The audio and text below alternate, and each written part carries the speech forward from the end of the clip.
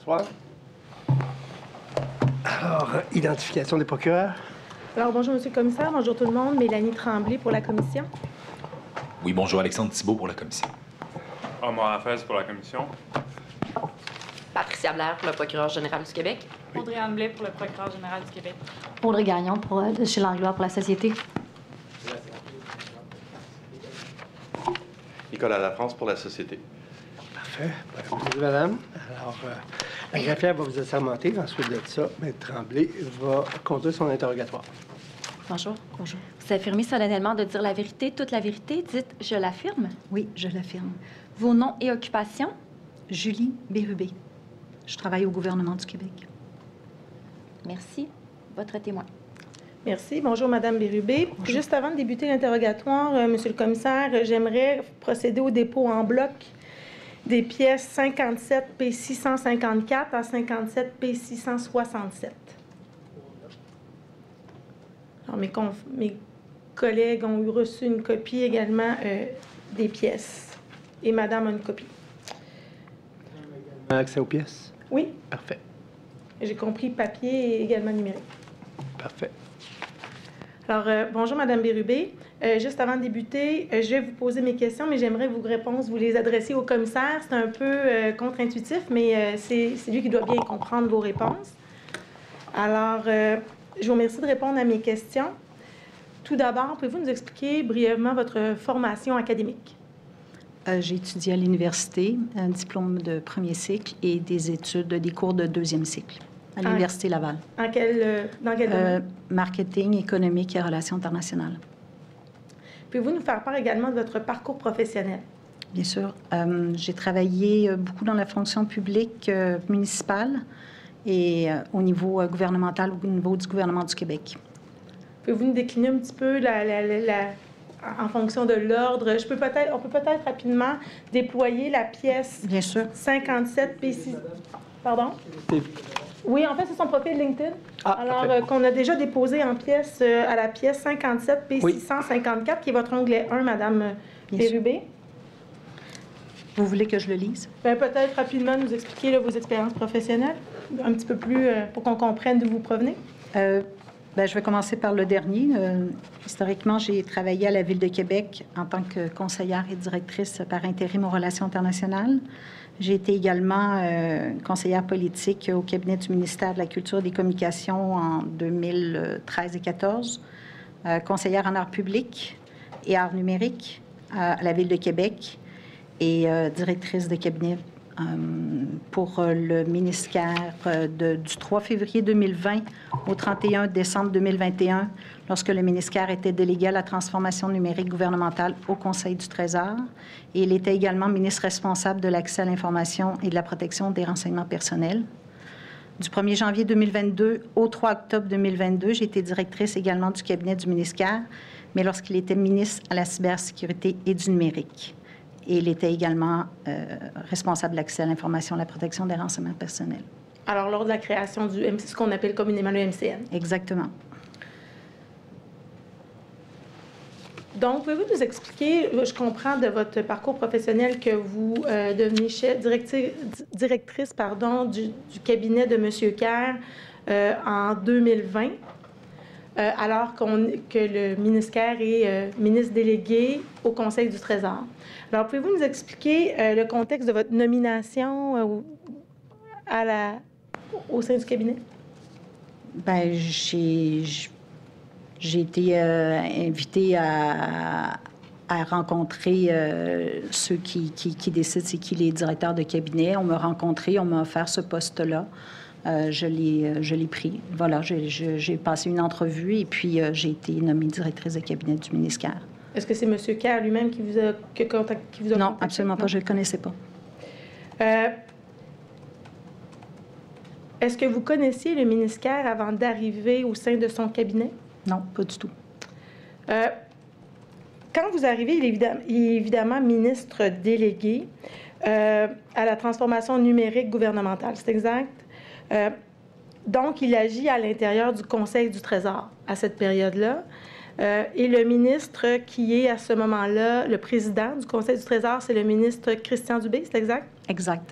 Et est-ce qu'à ce moment-là, le ministère étant un ministre délégué au Conseil du Trésor, est-ce qu'il agit sous la direction du président? Oui, parce que par sa définition, il est délégué. Donc, comment ça fonctionne? C'est quoi le fonctionnement? C'est quoi la hiérarchie là, entre le ministre délégué et le président du Conseil du Trésor? Je suis certaine de bien comprendre votre question. Entre le ministre délégué et le président. Donc, exactement. Comment ça fonctionne, la hiérarchie, prise de décision, etc.? Bien, écoutez, ils font des rencontres ensemble. Bien entendu, le ministre est délégué à la transformation numérique, donc il a exclusivement ce dossier-là, donc qui est en lien avec le DPI. Mais il faut dire aussi que le DPI dépend du secrétaire du Conseil du Trésor, M. Ducharme. Donc, c'est pour ça que lors des rencontres, M. Ducharme est également là. Il faut dire aussi qu'il y a un directeur ou une directrice de cabinet au Conseil du Trésor. Moi, je suis directrice de cabinet du ministre délégué, mais s'il y a quelque chose que j'ai à demander, je vais le demander aussi au directeur ou à la directrice du Conseil du Trésor. Donc, vous avez des cabinets distincts? En fait, on a des cabinets distincts. Il y a une porte qui nous sépare. Mais vous agissez vraiment sous la direction de M. Kerr? Oui, tout à fait. Moi, j'agis sous la direction du ministre Kerr. Parfait. Et est-ce que vous dites qu'il y a des rencontres? Quand vous parlez de rencontres, est-ce que vous parlez de rencontres entre le ministre Dubé et le ministre Kerr? Est-ce que vous dites que le secrétaire, M. Ducharme, doit être présent? Vous parlez de quel type de rencontre? Bien, je vais être certaine de bien comprendre votre question. Là, c'est sûr qu'ils se côtoyaient parce qu'il y a une porte qui nous séparait. Ils ont des rencontres, mais je veux dire, c'est parce qu'il y a des statutaires, nous, qu'on faisait. On invitait le directeur du conseil. Mais on les invitait, mais ils ne venaient pas nécessairement. En fait, c'est que juste avant, vous avez mentionné, dans le cadre de ma question sur le fonctionnement, que quand il y a des rencontres, le secrétaire, M. Ducharme, est nécessairement présent. Alors, je veux juste comprendre quelle est la nature des rencontres à laquelle vous référez. S'il y a des rencontres avec le DPI, normalement, M. Ducharme doit être là, ou en tout cas, il est invité. Je ne dis pas qu'il était toujours là, mais il est invité parce que c'est le directeur du Conseil du Trésor et il y a plusieurs sous-secrétariats, dont le sous-secrétariat, je ne me rappelle plus l'acronyme là, du DPI-TN ou un truc comme ça. Donc, c'est normal, c'est son patron au niveau administratif. Donc, le DPI, qui est, à l'époque où vous êtes là, M. Rodrigue va arriver, vous arrivez en février 2020, je crois. Oui. Donc, M. Rodrigue arrive autour du mois de juin 2020, selon son témoignage juste avant vous. Donc, M. Rodrigue, son patron, et le secrétaire, qui, à l'époque, était M. Ducharme. Exactement. Et quand le ministère veut prendre des décisions en lien avec la transformation numérique, là, le ministère délégué qu'il a, est-ce qu'il doit nécessairement les faire approuver par le président du Conseil du Trésor? Bien, ça dépend des dossiers, là. Pouvez-vous nous faire un exemple de dossier où il y aurait besoin de l'approbation et de dossier où il n'y aurait pas besoin d'approbation? Je ne suis pas dans le menu détail, vraiment, là. Je veux juste ramener mon rôle, moi, en tant que directrice de cabinet. Je ne suis pas dans l'aspect nécessairement technique. Je veille vraiment au bon fonctionnement du personnel, que le ministère reçoit l'information, que les conseillers sont là pour l'aider. Mais je vous dirais que normalement, on a des statutaires avec le DPI et on invite... Quand vous dites « on », vous référez à qui? Bien, le DPI invitait, là, je veux dire, lorsqu'il faisait la convocation, il invitait le... Puis je n'ai pas des exemples concrets, là, mais je me rappelle d'en avoir vu, parce que M. Ducharme a participé à des rencontres, mais je ne peux pas vous confirmer qu'il était systématiquement invité à toutes les rencontres. Ceci dit, il était invité, M. Ducharme était invité lorsque le DPI était là, mais ça se pouvait qu'il ne soit pas invité ou qu'il ne soit pas présent. c'est pas tout à fait la question que je vous ai posée.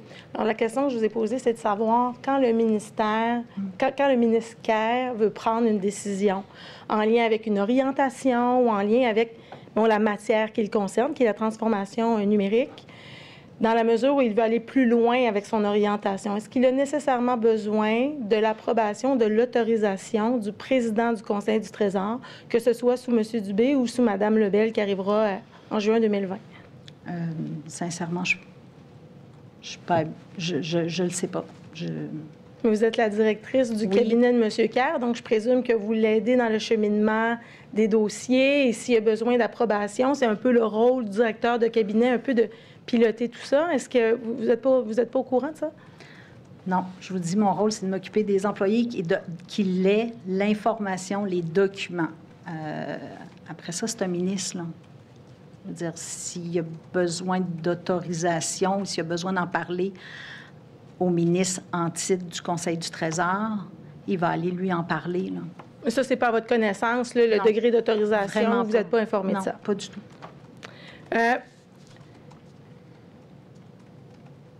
Justement, on va parler de votre rôle à titre de directrice de cabinet. Expliquez-le-nous.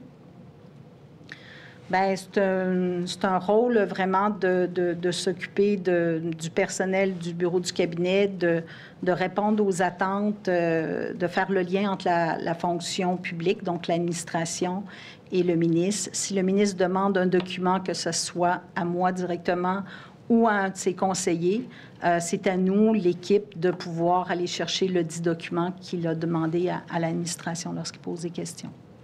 Quand vous dites que vous êtes en charge du personnel, pouvez-vous nous expliquer un petit peu plus? Vous faites la gestion du personnel du cabinet? Je fais la gestion du personnel. Je fais la gestion aussi pour être certain que s'il y a des projets de loi en route, pour être certain que dans l'agenda du ministre, je parle avec son attaché de presse. Est-ce que je regarde l'agenda du ministre? Est-ce qu'il est conforme? Il est à quel endroit? Est-ce qu'il va à des événements publics? Souvent, on discutait avec la direction des communications, justement, à savoir quel événement qui devrait aller. Donc, c'est plus je vous dirais, c'est une gestion d'un bureau, donc du cabinet. Est-ce que je dois comprendre que vous ne vous impliquez pas du tout dans les dossiers de fond dont s'occupe le ministre? Non, je vous dirais que moi, je m'occupe. Je ne suis pas engagée pour mon côté technique. Je ne connais pas les dossiers. Je m'assure que le ministre a les dossiers qu'il m'a demandé ou de passer l'information que s'il me demande quelque chose, je le demande au DPI ou je le demande à M. Ducharme, tout simplement. Donc, je suis vraiment... C'est pas à moi de faire de l'analyse technique. Il y a des conseillers politiques pour ça. Alors, venons-en justement à votre équipe. Quand vous arrivez en 2020, c'est quoi la constitution de votre équipe au cabinet? Il y a 4 personnes, il y a 4 conseillers. Pouvez-vous nous expliquer, est-ce qu'ils ont tous le même rôle? Non, il y a quelqu'un qui s'occupe plus du côté numérique, une autre personne qui s'occupe plus...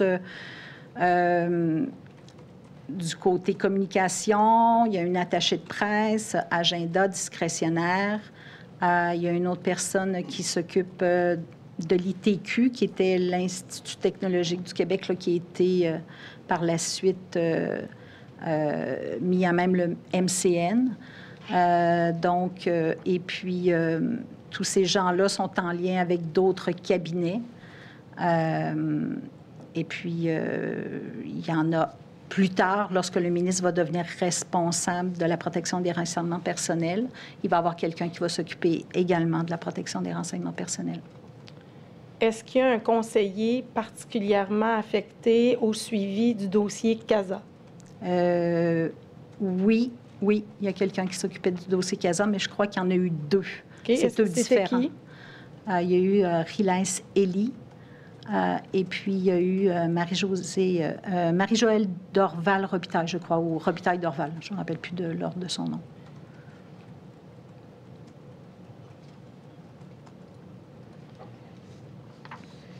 Vous avez dit tout à l'heure que vous êtes en charge de transmettre l'information, entre autres, de remettre les documents dont le ministre a besoin. Est-ce que toute information que vous obtenez, que vous recevez, vous la transmettez automatiquement au ministre? Oui, tout à fait. Peu importe le type d'information, vous vous assurez que le ministre l'ait en sa possession? Oui, c'est mon rôle. Est-ce que vous avez parlé de conseillers, vous avez 4 conseillers. Est-ce que c'était 4 durant les 2 ans et demi où vous avez été là ou ça a pu varier? Non, ça a varié. Ça a varié? Oui, il y a eu plusieurs changements. Autant du premier cabinet que l'autre cabinet. OK. Est-ce qu'on reste toujours autour de 4 ou ça a Il y en a eu augmenté? 5 au MCN. OK. Vous étiez 5 au MCN. Est-ce qu'au niveau de l'organisation du travail, parce que je comprends que les conseillers sont davantage les mains dans les dossiers, est-ce que je dois comprendre? C'est exact. Plus que vous? Oui. Et est-ce que les conseillers qui reçoivent de l'information, comme ils sont plus dans les dossiers, je présume qu'ils reçoivent de l'information davantage reliée au dit dossier, est-ce qu'ils sont autorisés à aller transmettre l'information directement au ministre ou ils doivent absolument transiter par vous? Non, ils peuvent la donner directement au ministre. On est un petit cabinet, hein, donc ils avaient accès directement au ministre. Et le ministre voulait avoir l'information souvent directement d'eux autres, là. Puis est-ce que vous vous assuriez que vous ayez quand même, vous, cette information-là? Ça arrivait souvent que j'étais même pas là, des fois, à des rencontres. Okay, donc, c'était le conseiller parce que je n'avais pas de plus-value au côté technique. Donc, si le conseiller donnait de l'information, j'avais bien d'autres chats à fouetter, comme je vous dis. Il y avait beaucoup d'autres dossiers. Il y avait des projets de loi. Il y avait la cybersécurité. Il y avait beaucoup de documents en route. Voilà. Donc, je dois comprendre que vous n'étiez pas nécessairement au fait de toute l'information qui pouvait circuler au cabinet. C'est exact? C'est exact. Est-ce que vous teniez des rencontres statutaires avec le ministère? C'était des rencontres statutaires avec le DPI. Vous, oui. Ça? C'est vous avec le DPI? Oui, avec le DPI. OK. À quelle fréquence? Je vous dirais peut-être... je ne me rappelle plus exactement, là. Est-ce que c'était aux semaines ou aux 2 semaines? Je vois plus dans est-ce que c'est au trimestriel, mensuel, autour de... Ça, je ne me rappelle pas exactement à quelle exactitude. Et est-ce que... pourquoi vous aviez des rencontres statutaires avec le DPI? Bien, parce que c'est le ministre et le ministre de la Transformation numérique gouvernementale. Donc, il rencontrait le DPI pour avoir de l'information sur la transformation numérique gouvernementale. Donc, mais est-ce que les statutaires, vous étiez en présence du ministre ou vous les aviez seuls avec le DPI? Majoritairement, c'était avec le ministre. OK. Qu'est-ce qui constitue... En fait, excusez-moi, oui, si je peux me permettre. Allez-y. C'est que j'ai eu déjà des rencontres avec le DPI, mais c'était pour préparer l'ordre du jour de la statutaire. Donc... OK, donc c'est pas pour parler spécifiquement de fond d'un dossier, mais davantage d'ordre opérationnel, si je peux me permettre. Bien, je vous dirais, j'ai eu des rencontres avec le sous-ministre, surtout, c'était quand c'était la préparation du MCN, donc il y avait un projet de loi. Je pourrais vous dire, par contre, ça, je l'ai rencontré quand même à quelques reprises, tout seul, sans le ministre, parce que c'était vraiment des documents qu'il présentait, puis qu'après ça, je l'ai déposé au ministre là, pour l'évolution du dossier. Là. Je comprends. Comment vous vous assurez d'être tenu informé d'éléments importants ou d'informations importantes pour le cabinet, pour le ministre? Je vais être certaine de comprendre votre question. C'est que... En fait, je veux savoir de quelle façon vous êtes... Ce que je comprends, c'est que vos conseillers peuvent parler directement au ministre. Oui. Il peut y avoir de l'information importante qui circule. Vous êtes quand même chef de cabinet, donc vous pilotez tout ça. Vous êtes au centre de tout ça.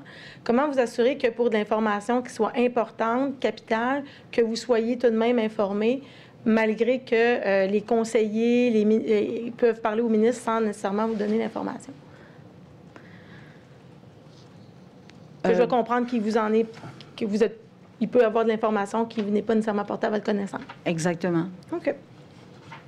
Comme je vous répète, le côté technique, je je pense que c'était pas nécessaire que j'aille tous les dossiers techniques. Le temps de me l'expliquer, là, c'était pas nécessaire.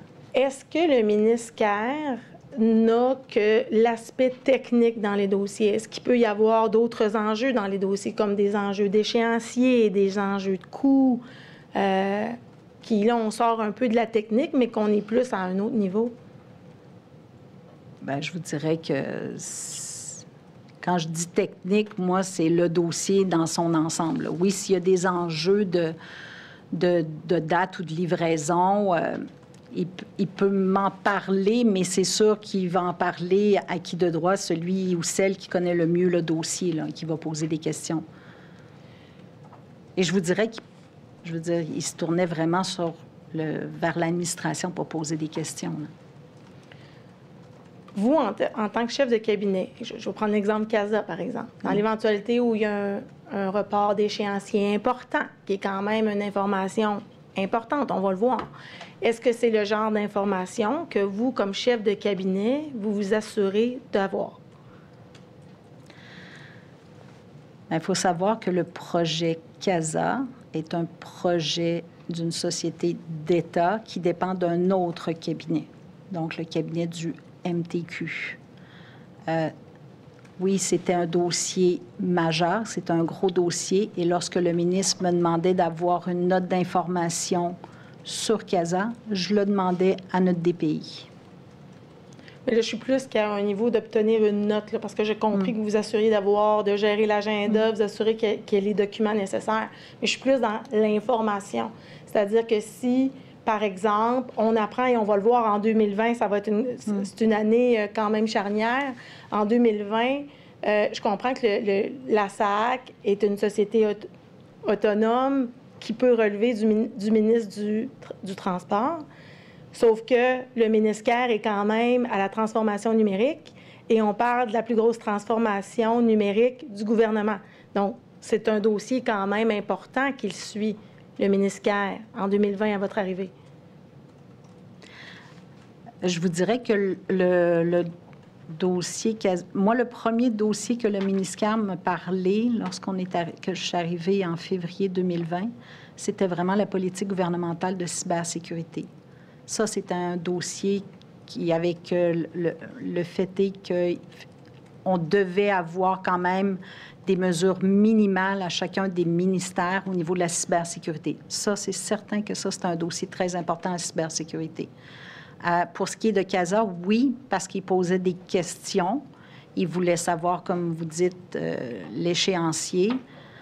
C'est normal. Je veux dire, dans un dossier, c'est souvent l'échéancier et le coût, là. Mais, comme je vous dis, moi, je n'avais, à part d'aller à certaines rencontres avec lui et que le sujet CASA était un des nombreux dossiers, vous allez le voir de toute façon, comme vous dites, dans les autres échanges, là, c'était pas moi qui gérais le dossier CASA, là. Puis vous ne le suiviez pas, je comprends, d'une quelconque façon particulière compte tenu de l'ampleur que ça pouvait avoir au sein du ministère délégué. C'est sûr qu'on le mettait toujours à l'ordre du jour parce que le ministre le demandait régulièrement de l'avoir à l'ordre du jour des rencontres.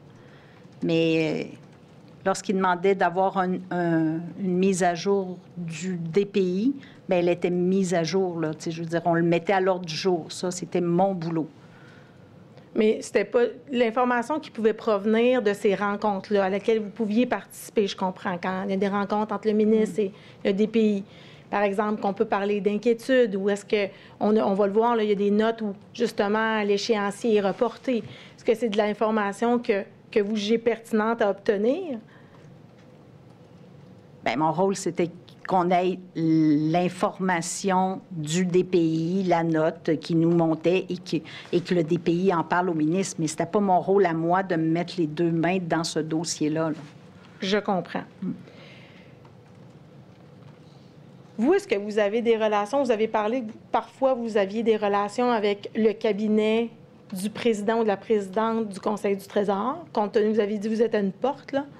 Donc, je comprends que vous avez des contacts avec eux de façon régulière? Non. Pour le bon... Non, pas de contact régulier? Bien, je les croisais, mais je veux dire, s'il y avait des dossiers communs, mais à part ça... Comme par exemple, quel est l'exemple d'un dossier commun que vous pourriez avoir? Je me rappelle du bâtiment vert que le ministre voulait parler. Et étant donné que le bâtiment vert, il voulait en parler avec la SQI. La SQI est une société d'État qui dépend du Conseil du Trésor. Donc, je me rappelle d'être traversée à quelques reprises pour parler à la directrice de cabinet dans ce temps-là ou le directeur de cabinet, je ne me souviens plus, là. OK. C'est le genre de dossier pour lequel vous pouviez parler. Est-ce que c'était fréquent? Non, vraiment pas. Pas fréquent. Est-ce que vous aviez des contacts fréquents ou non avec le MTQ, le cabinet du MTQ? Non, c'était... je vous dirais que c'était vraiment les conseillers qui étaient en lien avec le MTQ. OK. Pas vous personnellement? Non. Et est-ce qu'avec la SAC, vous aviez, parce qu'on est encore là, on est dans la transformation numérique, à votre arrivée en 2020, on voit qu'il y a quand même beaucoup d'échanges, il peut y avoir beaucoup d'échanges, notamment avec le DPI, M. Malenfant. Est-ce que vous, en 2020, vous avez des contacts avec la direction de la SAC d'une quelconque façon? Non, je me rappelle vraiment pas d'avoir eu un contact avec la SAC. Vous nous dites, à votre arrivée en 2020, un des dossiers chauds, c'est la cybersécurité. Oui. Alors, vous, dans votre rôle, c'est de faire quoi? Bien, c'était de la politique. Bien, en fait, c'était en mars 2020, si je me rappelle bien. C'était de faire en sorte de déposer à l'Assemblée nationale, ou en tout cas pour qu'il y ait une plus grande couverture au niveau communicationnel pour que la politique gouvernementale de cybersécurité puisse être promue à travers tous les ministères. Mais on s'entend que c'est arrivé en plein dans la COVID, dans les mêmes dates de la COVID. Donc, il n'y a pas eu cette communication-là, mais je me rappelle que c'était le premier dossier que j'avais à parler au bureau du premier ministre de l'importance de cette politique-là. Donc, c'était le cabinet que j'avais omis de vous poser comme question. Est-ce que vous avez des contacts avec le cabinet du premier ministre? Je comprends que dans ce cas de ce dossier-là, c'est arrivé. Oui, tout à fait. Est-ce qu'il peut y avoir d'autres dossiers pour lesquels vous aviez à communiquer avec le cabinet du premier ministre? Bien, pour faire avancer les projets de loi, tout simplement, oui. Outre le dossier de la cybersécurité, à votre arrivée, est-ce qu'il y a d'autres dossiers chauds au sein, sous le ministre Kerr?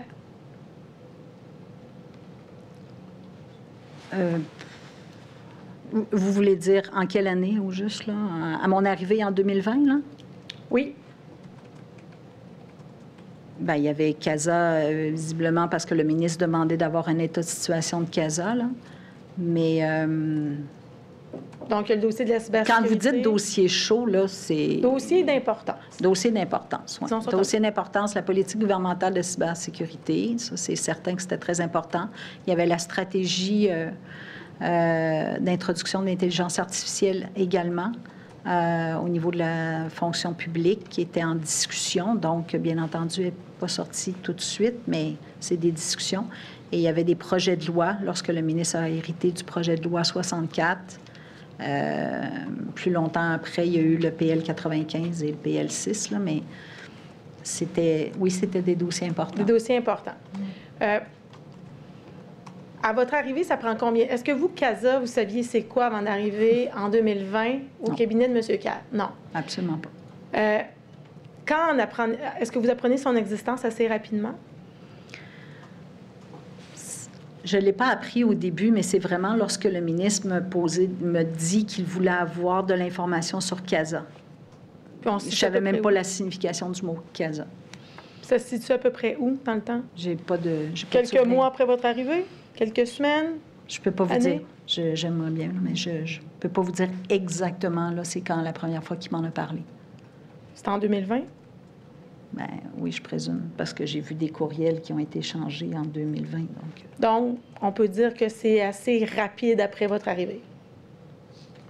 Oui, mais je tiens juste à rappeler, puis je ne veux pas mettre ça sur le dos de la COVID, mais moi, je suis arrivée le 3 février 2020. La COVID a été déclarée à peu près au mois de mars. Le ministère avait la responsabilité avec le Conseil du Trésor, de faire en sorte de vérifier que tous les ministères, les gens étaient en télétravail avec la cybersécurité également, que ce soit cybersécurité. Donc, ce que je me rappelle, c'est qu'on avait des réunions pour savoir on était rendu à combien de monde, parce que nous, il fallait faire rapport au bureau du premier ministre de cet état de fait-là. C'était vraiment, il y a eu l'appli COVID aussi, il y a eu beaucoup de choses par rapport au dossier vraiment en lien avec la cybersécurité et l'appli COVID. C'est ce que vous vous rappelez le plus à votre arrivée? Oui. Comme vous dites, CASA va arriver à un moment donné dans le giron autour de 2020. Vous allez en apprendre l'existence.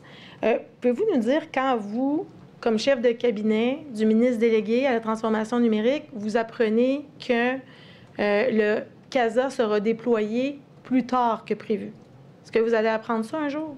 Non, ça, je n'ai pas souvenir de ce retard Vous n'avez pas souvenir de ça? Non. Vous n'avez pas souvenir que cette information-là, à un moment donné, est arrivée entre les mains du ministère?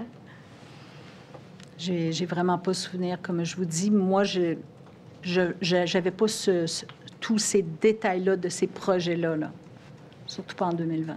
Puis, est-ce que vous avez eu, à un moment donné, une information à l'effet que le projet, les coûts explosaient? Est-ce que vous avez eu cette information-là? Je vous dirais, j'ai vraiment pas souvenir que les coûts allaient exploser, là. Surtout quand je regarde... Augmenter. Non, la seule chose que je me souviens, c'est que le ministre voulait être informé. Est-ce qu'il y avait assez de personnes? Ça, je me rappelle de ça. C'est qu'il disait, est-ce qu'il y a assez de personnes? Parce que le ministre se souciait vraiment, puis, je veux dire, il l'a dit publiquement de maintes reprises. Il n'y a pas assez de gens en TI au gouvernement pour réaliser... plusieurs, et puis qui étaient sous-payés, là, je veux dire, ça, c'est d'ordre public, là, donc je sais que c'était son souci, ça. Est-ce qu'il vous en parlait dans le cadre de CASA spécifiquement? Non, parce que, comme je vous dis, moi, il parlait directement avec les conseillers sur ce genre de trucs techniques-là. Là. OK. Ça, c'est ce que vous appelez technique. Quand vous dites il manque de personnel ou il manque de... Moi, quand je dis... Juste peut-être laisser terminer ma question. C'est que je pourrais peut-être comprendre qu'est-ce que vous jugez technique dans l'aspect d'un dossier, parce que je vais vous dire, c'est pas clair pour moi. Donc, quand vous parlez de technique, vous parlez pas nécessairement juste d'aspect technologique. Exactement. C'est pas juste l'aspect technologique. Moi, c'est tous les menus détails d'un dossier. Je devrais dire plus le dossier en soi, l'enveloppe. C'est pas mon rôle de connaître, et je dirais pas le truc technique, mais tous les détails du projet. Il y a des conseillers qui sont engagés à ça pour piloter ou informer et puis aller chercher de l'information pour le ministre au sein de l'administration. OK. Et vous, en tant que chef de cabinet, vous jugez pas pertinent de connaître un peu chacun des dossiers pour vous assurer du bon suivi de ces dossiers-là? C'est pas que je ne suis pas pertinent, mais au lot de courriels que nous avons et au lot de dossiers à faire et la gestion même d'un cabinet, de faire en sorte que le ministre soit au bon endroit. Et, je veux dire, il y a plein d'autres tâches qui sont à la direction d'un cabinet. Donc, je ne peux pas je peux pas me concentrer à regarder tous les dossiers un à un comme ça. Il y a des conseillers qui sont engagés pour ça. Je suis pas à vous mentionner de regarder les dossiers un à un, mais avoir à tout le moins une idée d'ensemble des dossiers qui sont importants au cabinet. Comme par exemple CASA, je pense que c'est un dossier qui est important en 2020 à votre arrivée. Alors, est-ce que vous, comme chef de cabinet, vous jugez pertinent d'avoir une idée de grandeur? Par exemple, s'il est reporté, s'il y a un dépassement de coûts, ou s'il y a des informations qui sont pertinentes, sans connaître le menu détail, mais à tout le moins avoir une idée d'ensemble pour, justement, mieux diriger le cabinet. Bien, diriger le cabinet, c'est pour avoir une vision globale, pour m'assurer que les dossiers, comme vous dites, qui sont importants, le ministre doit en être informé. Donc ça, est-ce que c'est une démarche que vous faites? Est-ce que c'est quelque chose qui est à votre connaissance, les grandes lignes des dossiers? Bien, c'est C'est parce que les grandes lignes d'un dossier, c'est certain que, je veux dire, je me dois d'informer le ministre, de lui donner les dossiers, mais comme je vous dis, et de faire en sorte que le conseiller puisse être disponible pour le ministre pour lui expliquer, là. Je veux dire,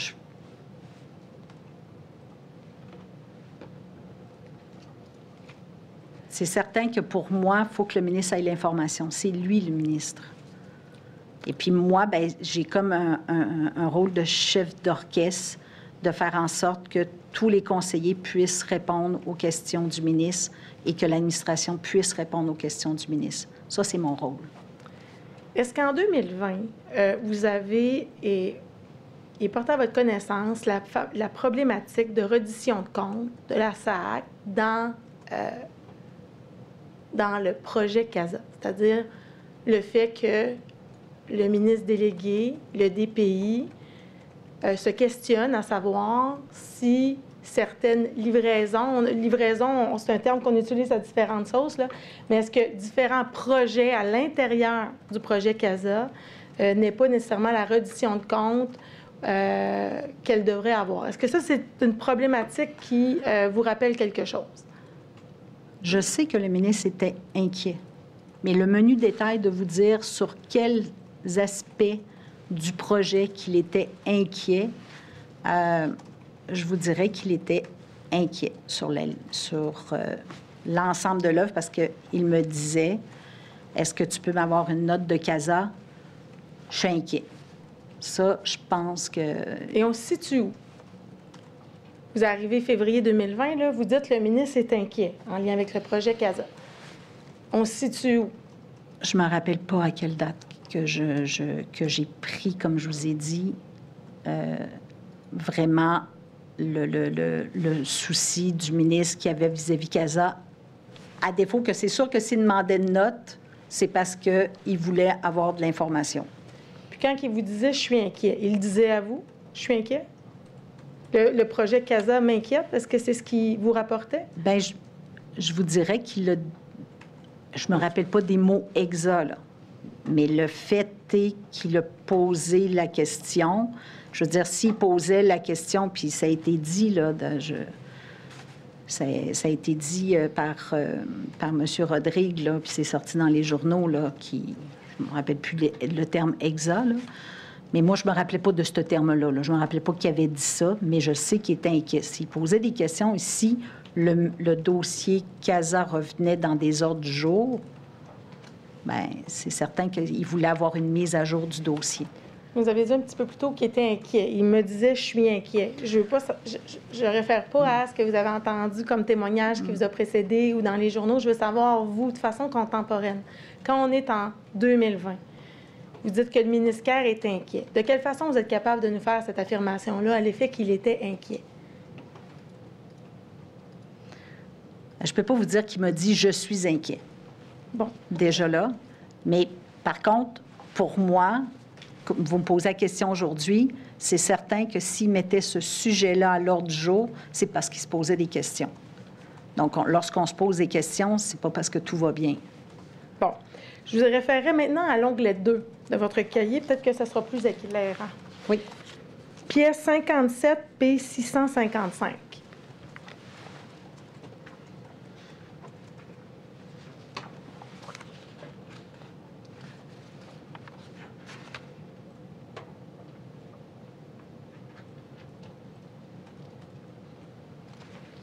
Alors, on voit ici, c'est un courriel de Carl Courchaine. Carl Courchaine, c'est qui? C'était quelqu'un qui travaillait avec M. Ducharme, mais je n'ai pas son titre exact. Parfait. Là, on voit qu'on a beaucoup caviardé les adresses courriels là, pour des raisons de sécurité. Alors, c'est pour ça qu'on ne voit pas nécessairement d'où ils proviennent. Carl Courchaine, on voit en bas conseiller, bureau du secrétaire, secrétariat du Conseil du Trésor. Alors, on voit une note qui est envoyée à Éric Ducharme. Je comprends qu'elle ne vous est pas destinée. Maintenant, on voit en bas « Bonjour, M. Ducharme, vous trouverez ci-joint la note ajustée en fonction de vos commentaires, en prévision de votre échange à venir aujourd'hui avec Julie Bérubé. » Donc, on comprend que c'est un échange que vous devriez avoir, vous, avec M. Ducharme, et on est au 31 août 2020. Et j'aimerais qu'on descende peut-être la note, le document, et on va arriver à à une note. Note d'information, c'est une note, M. le commissaire, qu'on a déjà exhibée devant vous avec M. Rodrigue. Alors, on fait référence à une rencontre, Mme Bérubé, que vous auriez, vous, avec le secrétaire du Trésor, en lien avec... Et on met cette note-là en copie. Pouvez-vous nous expliquer le contexte de cette rencontre-là? Bien, déjà là, je ne suis pas dans le courriel. Là. Je n'ai pas eu cette note-là, puis je vois qu'elle est destinée au sous-secrétariat. Là. C'est une note d'information et je l'ai vue, la note, parce que j'ai fait quand même mes devoirs et je ne me rappelle pas de l'avoir vue, cette note-là. En tout cas, elle ne m'a pas été transmise là, au niveau courriel. Donc, de façon contemporaine, ce que vous dites, c'est que vous n'avez pas reçu cette note-là. Non, je n'ai pas reçu cette note-là. OK. Ben, Alors, quand on réfère à une rencontre entre vous et M. Ducharme, on parle de quoi? Ben, Le 31 août 2020. celle-ci, là, En fait, si on monte le courriel, Oui. en fait, cette note-là est annexée à un courriel qui est destiné à M. Ducharme en vue d'une rencontre qu'on mentionne que vous aurez avec lui. Alors, on peut présumer que c'est pour discuter de la note qui est jointe. Donc, ma question est de savoir, je comprends que vous n'êtes pas dans ce courriel-là, je comprends de votre témoignage aujourd'hui que vous dites que vous n'avez jamais reçu cette note-là. Est-ce que vous vous rappelez avoir eu un échange avec M. Ducharme en lien avec cette note-là? je ne me rappelle pas d'avoir eu cet échange-là, là, vraiment. Là. Ceci dit, il m'arrivait de... C'est rare que j'avais des rencontres directement avec M. Ducharme sans que le ministre soit là. Parce que, comme je vous rappelle, il était vraiment au Conseil du Trésor. Là. Mais par contre, quand je vois l'autre note d'après, je me rappelle pas de cette rencontre-là. Là. Vous vous rappelez pas avoir une rencontre avec Bien, M. j'en ai eu Ducharme? des rencontres avec M. Ducharme, mais elle, précisément, sincèrement, je me rappelle pas. Donc, vous vous rappelez pas avoir une rencontre avec M. Ducharme portant sur une note qui est la note qui est jointe au présent courriel, où je vous amènerai peut-être à la deuxième page de la note, où on fait un état de situation de CASA. Et à la page 2, justement, si je vous amène au troisième paragraphe, on indique les nouvelles informations reçues de la part de la SAC indiquent un report de l'échéancier du projet de janvier 2022 à janvier 2023. Selon eux, cela se fera sans dépassement de coûts au niveau de leur contrat de service. Le contrat avec IBM en partage de risque prévoyait la mise en œuvre de projets et son exploitation par la suite. Ainsi, une année d'exploitation serait utilisée plutôt pour la poursuite de la mise en œuvre du projet. Donc, on parle déjà là d'un échéancier qui est reporté. Et on voit à la ligne suivante, au paragraphe suivant, une analyse est nécessaire de la part du sous-secrétariat DPITN afin d'identifier les impacts réels de cette information sur la portée, les échéanciers et les coûts. Alors, on voit qu'il y a une préoccupation en lien avec l'information que le Trésor reçoit, que le projet CASA sera reporté d'une année. Alors, vous, est-ce que vous vous rappelez avoir eu ce type d'information-là et une discussion avec M. Ducharme en lien avec cette information? Je me rappelle pas de cette discussion-là. Bien entendu, je l'ai lu, la note, là. Puis j'ai essayé de me rappeler de l'échange qu'on aurait pu avoir. Puis sincèrement, je ne m'en souviens pas. Là. Visiblement, quand vous regardez l'autre dossier qui suit, j'ai fait un résumé au ministre, mais est-ce que c'était de cette rencontre-là qu'il s'agissait? Est-ce que c'est... Puis j'ai même pas la date, j'ai pas accès à mes agendas, donc je... Mais est-ce que vous vous rappelez de la situation ou ça vous dit absolument rien? Sincèrement, là, comme je vous dis, puis ça, c'était quelle date? C'était On est au 31 août 2020. La situation qui est exposée dans la note, je comprends que ça vous dit rien. Ça, sincèrement, ça me dit rien. Quand je l'ai lu, puis quand j'ai lu les journaux et tout ça, là, je suis capable de faire le croisement, mais sincèrement, Mais quand vous dites vous faites le croisement, est-ce que ça vous ramène un souvenir quelconque ou non, ça pas vous du dit tout. rien? Je comprends ce que la note dit là, je comprends ce que ça veut dire, mais... Vous n'avez pas de souvenir? Mais j'ai pas de souvenir, vraiment pas. Alors, je vous amènerai à la pièce, à votre onglet 3, la pièce 57, P656.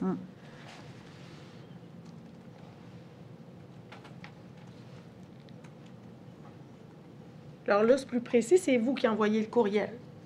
Dossier CASA, vous l'envoyez à M. Kerr, en fait, le même jour du courriel précédent où on fait référence à une rencontre que vous auriez eue avec M. Ducharme. Alors, si on regarde Éric, pour le dossier CASA-SAC, Éric Ducharme me confirme qu'il sera accompagné de Suzy pour la rencontre avec les gens de la SAC. Donc, je confirme, votre courriel semble dire que vous auriez eu, c'est pas une rencontre ou à tout le moins un entretien avec M. Ducharme? Oui, non, ça, je le confirme. Mais lorsque j'allais dans les rencontres avec M. Ducharme, je veux dire, je prenais ma cahier de notes et j'ai dû prendre des notes en disant il va y avoir une rencontre avec Suzy. Là. OK. Suzy, c'est qui? Elle travaillait au bureau du DPI. Mais je ne me rappelle pas son nom de famille. Désolée. Et on dit, il va leur proposer, il étant M. Ducharme, de les accompagner pour régler le souci. Si ceux-ci ne veulent pas coopérer, alors là, Éric Ducharme utilisera la LGGRI pour obtempérer et régler le souci avec notre administration. Alors, de quel souci parlez-vous? Voyez-vous, quand j'ai lu ce courriel-là, je ne me souvenais pas du tout. C'est pour ça qu'en lisant la note qui était jointe à l'autre courriel, là, j'ai compris que le souci, c'était les deux points qui étaient marqués considérant que le SSDPITN n'avait pas assez d'informations. Là. Alors, vous comprenez que, pas obligé de la déployer, mais que dans la note précédente, dont vous ne vous rappelez pas, là, la note précédente, il y avait des recommandations dans cette note-là et que, le souci faisait référence à ça. C'est ce que vous dites? Oui, mais je vous dirais qu'il m'est arrivé d'aller dans des rencontres avec M. Ducharme, de prendre mon cahier de notes, de prendre des notes, puis j'ai fort probablement écrit ce que j'avais pris comme note, comme de quoi qu'il y avait un souci.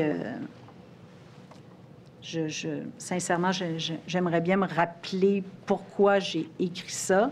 Visiblement, c'est par rapport à la note qui est là, mais... À la note qu'on a exhibée juste avant? Oui. À la note qui, entre autres, recommandait d'organiser une rencontre avec le secrétaire du Conseil du Trésor, qui est M. Ducharme, le dirigeant principal de l'information, qui est M. Rodrigue, et la présidente et chef de la direction de la SAC, de façon à obtenir une reddition de compte pour le programme CASA. Donc, le souci, est-ce en lien avec ça? La conformité de la reddition de compte qui est exposée dans la note précédente, est-ce que c'est le souci à lequel vous pourriez référer? Bien, ça doit... Vous présumez? J'aime pas présumer, là.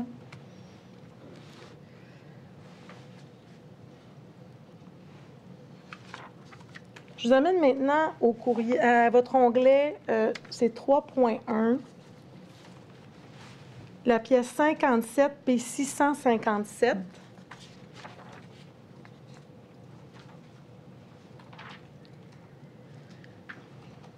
Alors, c'est un courriel du 25 septembre qui provient de vous et qui est transmis à M. Kerr. Du 23 septembre, mais qui, en prévision d'une statutaire du 25 septembre. Alors, on indique que, voici l'ordre du jour de ce vendredi 25 septembre. Alors, on comprend que c'est en prévision d'une statutaire entre qui et qui? C'est inscrit... Bien, normalement, ça doit être avec le DPI. Donc, entre le ministre Kerr et le DPI? Oui, sauf que je vois que dans le courriel, j'ai inscrit « Nous attendons la confirmation du cabinet Lebel s'ils veulent y participer ». Comme alors, je vous disais tout à l'heure, il arrivait que le cabinet Lebel y participait ou non. OK. Dans les rencontres, ce que je comprends de votre témoignage, c'est que dans certaines rencontres statutaires entre le DPI et M. Kerr, il pouvait arriver que le cabinet du président ou de la présidente du Conseil du Trésor y participe. Oui, ou ses conseillers. C'était pas nécessairement la ministre. OK. Et est-ce qu'à chaque fois, vous demandiez s'ils étaient intéressés à se joindre à la rencontre? Ou ils vous disaient à l'avance, selon les sujets qu'ils voulaient parler, qu'ils voulaient être présents? Comment ça fonctionne? Bien, c'était vraiment piloté. Je veux dire, étant donné que le DPI dépend, c'est un sous-secrétariat, il dépend de M. Ducharme. Donc, M. Ducharme était informé. Donc, lui, il participait à l'occasion, pas systématiquement. Donc, par conséquent, il devait informer le cabinet de... c'était pas nécessairement nous qui avertissions le cabinet. Là, ça, je vous dirais, il n'y avait pas une systématisation là, on n'envoyait pas systématiquement, je crois, l'ordre du jour, mais c'est vraiment... J'ai pas le souvenir là, de... Si à chaque fois, on le transmettait. Là. Alors là, je comprends que pour cette statutaire qui est prévue le 25 septembre 2020, là, je comprends que l'ordre du jour, là, elle a été transmise au cabinet de Mme Lebel. Nous attendons la confirmation du cabinet s'ils veulent y participer. Est-ce que je dois présumer que vous avez transmis l'ordre du jour pour savoir s'il y avait des sujets qui pouvaient les intéresser? Bien, je ne peux pas vous confirmer si elle a été transmise, mais si j'écris « Nous attendons la confirmation », ça doit être parce qu'ils ont eu les sujets, mais vraiment, c'est vraiment hypothétique. Là. OK, mais je comprends que pour cette rencontre-là, spécifiquement, vous êtes en attente de savoir si le cabinet Lebel y participera. Parfait. Et on voit dans les sujets, il y a entre autres CASA, point 5, et quand on regarde plus bas, excusez-moi, c'est parce que vous les avez biffés, les autres sujets, d'accord? Oui, en fait, oui, pour des questions de oui, confidentialité. Alors, on a conservé que ce qui concernait CASA. Alors, on voit en bas, le CASA, il y aura une rencontre avec le DPI ce lundi 28 septembre. Mais j'ai demandé à Pierre de nous donner quelques infos ce vendredi à la statutaire. La rencontre que M. Ducharme devait avoir n'avait pas eu lieu. Vous rappelez-vous? En fait, ma question est en deux temps. Il y a une rencontre qui est prévue le 28 septembre avec le DPI. Quelle est cette rencontre-là qui est prévue, qui est mentionnée? Je ne sais pas. CASA, il y aura une rencontre avec le DPI ce lundi 28 septembre. Bien, ce n'est pas la rencontre. Là, je vous réfère à la rencontre...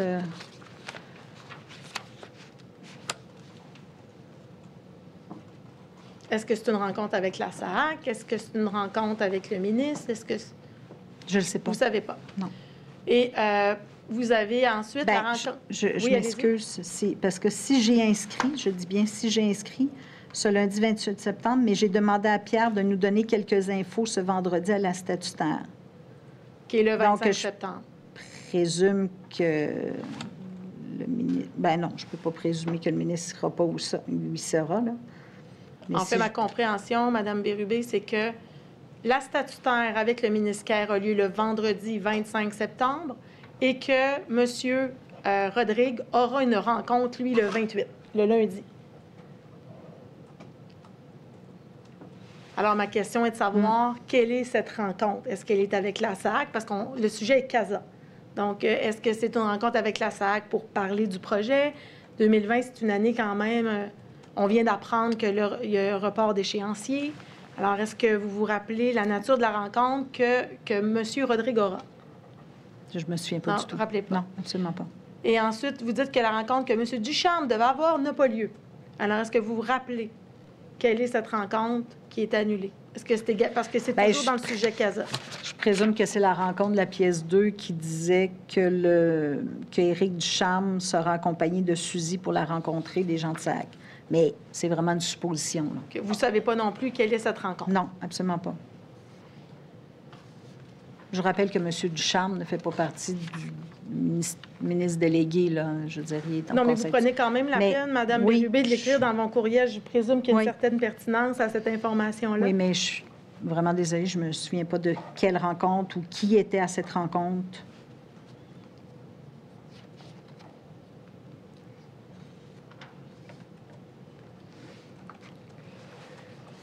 Est-ce que vous vous rappelez, Mme Bérubé, avoir eu un appel? Tout d'abord, est-ce que vous savez qui est Mme Véronique Aubry?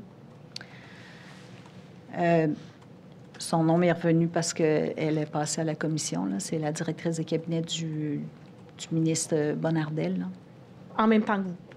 En même temps que vous êtes chef de cabinet du ministre. Est-ce que vous vous rappelez qu'en l'été, début de l'automne 2020, elle est communiquée avec vous pour vous aviser que le projet CASA serait reporté? Non, je ne me rappelle pas. Vous ne vous rappelez pas de ça? Est-ce que vous vous rappelez avoir une communication avec elle? Je ne me rappelle pas d'avoir une communication avec Mme Aubry. Est-ce que c'était quelqu'un, Mme Aubry, avec qui vous aviez des échanges de temps à autre? Je me rappelle même pas de l'avoir... Bien, je veux dire, je me rappelle pas d'avoir parlé à Mme Aubry. Je vous rappelle que je suis rentrée au mois de février 2020. On est tombé en COVID et moi, je ne connaissais pas les directeurs de cabinet. Je ne connaissais aucun directeur de cabinet. Mais est-ce que vous vous rappelez, sans connaître, sans savoir que c'est Mme Aubry, est-ce que vous vous rappelez qu'une chef de cabinet du ministère des Transports vous appelle pour vous parler de CASA? Non, je ne me rappelle pas. Je vous amène à l'onglet 5. La pièce 57, P658. Et j'avise tout de suite que cette pièce-là est également jointe avec la pièce qui va suivre, qui est un projet de CT, qui, elle, est déjà cotée sous 56 P590. Mais je veux qu'on s'arrête pour le moment à 57 P658 à votre onglet 5.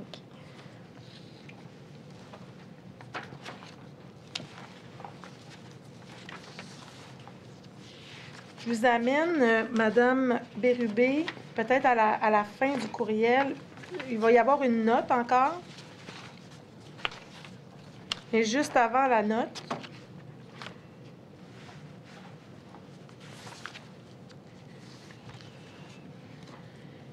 alors, vous recevez... Tout ça origine, peut-être pour refaire l'histoire, Madame Bérubé, pour rafraîchir la mémoire. Madame Kathleen Munger, c'est qui, Madame Munger? Madame Munger a été sous-ministre adjointe au MCN, mais préalablement, elle a été aussi au bureau du DPI. Alors, elle est au moment, là, en 2021, on est au 15 avril 2021, elle est au bureau du DPI? Oui, c'est bien ça. Alors, elle écrit à M. Malenfant, le 15 avril 2021, en fait, qui est une suite de la note dont vous ne vous rappelez pas, qu'on a vue en août 2020. Alors, elle indique qu'elle veut avoir un état de situation concernant l'état de situation du programme CASA et de la reddition de comptes à effectuer. On l'a informé qu'il y avait un CT qui était en élaboration à la SAC afin de demander une dérogation concernant les phases du projet CASA. Il avait été convenu entre Pierre et toi et Mme Tremblay, qui est Mme Tremblay, Nathalie Tremblay, que le SCT était favorable à ce que la SAC conserve son autonomie aux fins d'autorisation des phases des projets du programme CASA. Mais qu'entrepartie, le DPI reçoive les suivis des projets qui sont produits au comité d'audit du programme à la même fréquence. Cette dérogation devait toutefois être autorisée par le Conseil du Trésor. Et là, ce qu'on indique, une demande officielle devait être remplie, transmise pour autorisation.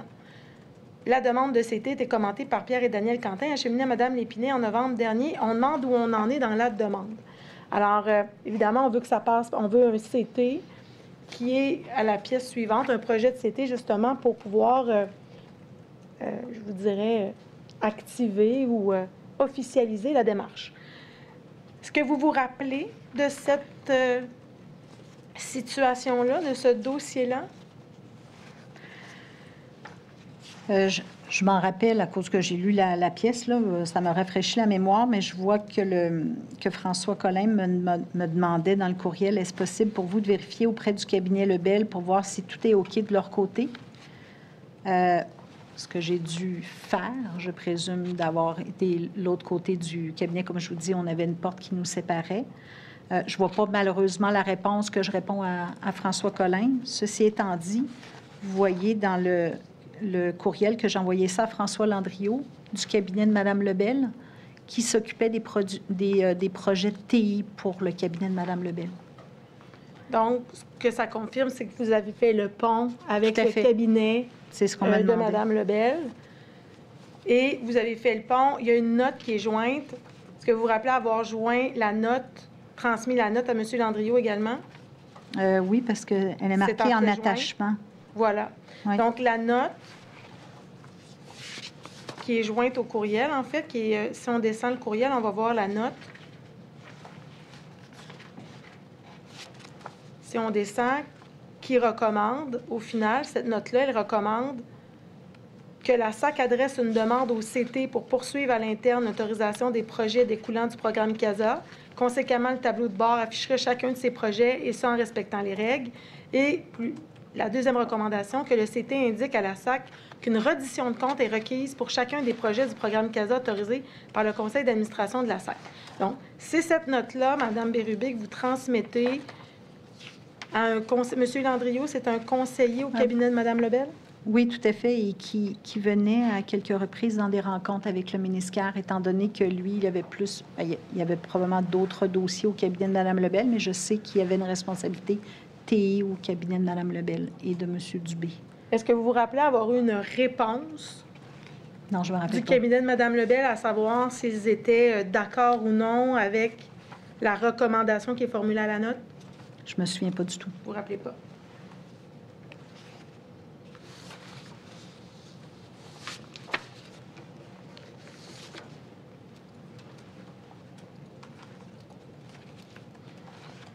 Je vous amène maintenant à votre onglet 8, la pièce 56, P600.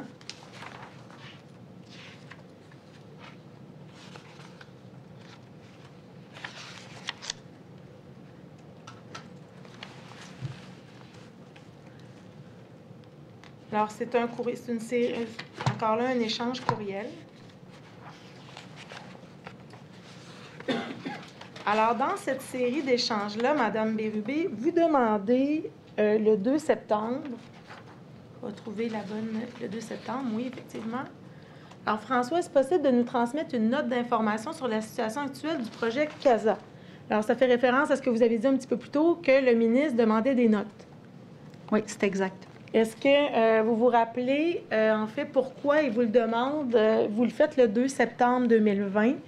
Alors, est-ce que vous vous rappelez pourquoi M. Kerr vous demande d'obtenir une note sur la situation du projet CASA? Là, je vous dirais que c'est pas M. Kerr qui me demande Non. ça. C'est Marie-Joëlle Dorval-Robitaille. Qui travaille également au cabinet. Oui, exactement. Et c'est elle qui vous demande de le faire. Est-ce que elle est conseillère au sein de votre cabinet? En fait, je vous dirais que je l'ai revu dans un échange. C'est qu'elle me disait, est-ce que c'est possible? Je vais juste essayer de le retrouver.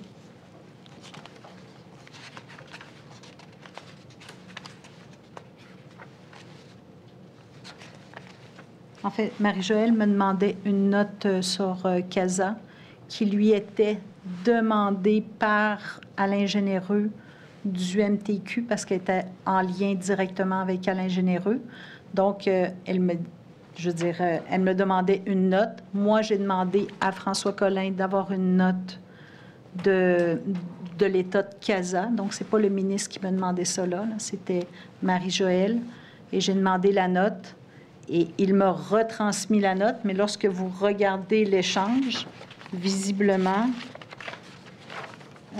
Monsieur Bert, je ne me rappelle pas son nom, Bert Crépeau, quand on regarde la liste de courriels, c'est marqué « Voici une page de la SAQ ». Donc, par conséquent, le directeur de cabinet, pas le directeur de cabinet, mais ma conseillère demande une note sur CASA à nous. Moi, je le demande au DPI. Et il me retourne visiblement une note qui vient de la SAC. Donc, est-ce que je dois comprendre? À l'origine, la note est demandée par le MTQ, le cabinet du MTQ. Oui, exactement. Okay. Qui l'a demandé à la conseillère Marie-Joëlle, qui me l'a demandé. Oui. La conseillère, je comprends qu'elle n'est pas habilitée à la demander directement à la SAC. On doit passer par vous? Non, elle n'aurait pas à la demander à la SAC. On l'a demandé au DPI parce que nous, on n'a pas de lien avec la SAC. OK. Et quand vous recevez cette note-là, est-ce que vous la transmettez? Je comprends qu'elle est à la demande du MTQ. Je l'ai transférée à la conseillère qui s'occupe du dossier, qui, elle, l'a retransmis à Alain Généreux. Est-ce que vous la transmettez au ministère? Est-ce que vous jugez que c'est une information importante qu'il doit avoir si on fait une demande de note sur CASA? Écoutez, je présume que Marie-Joëlle lui a donné... Là, Mais pas vous.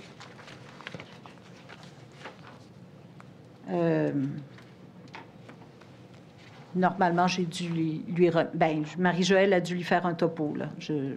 Mais c'est vraiment... Je ne peux pas vous le confirmer, là, mais... Mais si je me fie à votre témoignage... normalement, quand il y a une note qui est transmise à un autre cabinet, on le remet au ministre. Fait que j'ai dû lui imprimer puis lui mettre sur son bureau ou lui transmettre. Pour qu'il ait accès à la note. Oui, parce qu'il faut qu'il soit informé de ce qu'on transmet à d'autres cabinets, là. Ça va de soi, là. Parce qu'on s'entend que les ministres se croisent aussi à l'Assemblée nationale. Fait qu'il faut qu'il sache qu'est-ce qu'on a envoyé à son cabinet, là. Et voilà.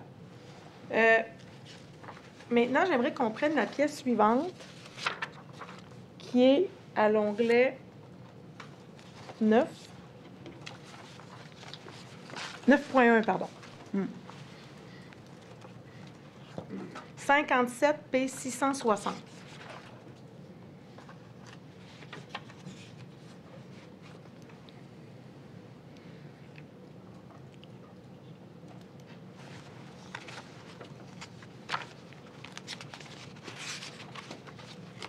Qui est toujours en lien avec la note précédente.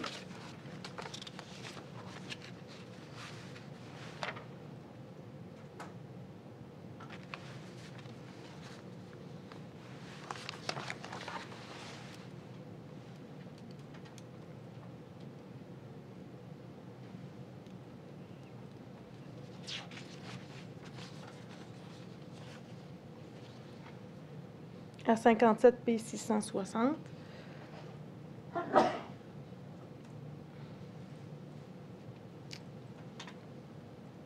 Merci. Alors,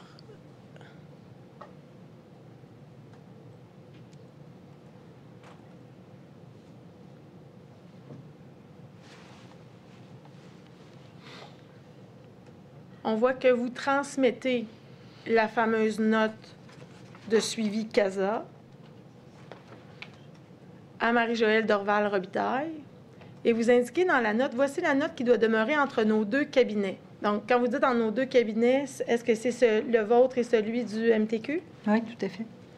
Le souci de CASA est le même que l'ensemble du Québec, manque de RH. Ainsi, ce manque de RH pourrait affecter le budget et l'échéancier du projet CASA. Donc, je comprends qu'à ce moment-là, même si vous dites que vous n'êtes pas les deux mains dans les dossiers, là, est-ce que vous réalisez en septembre 2021 qu'il pourrait y avoir un problème d'échéancier puis un problème de coût?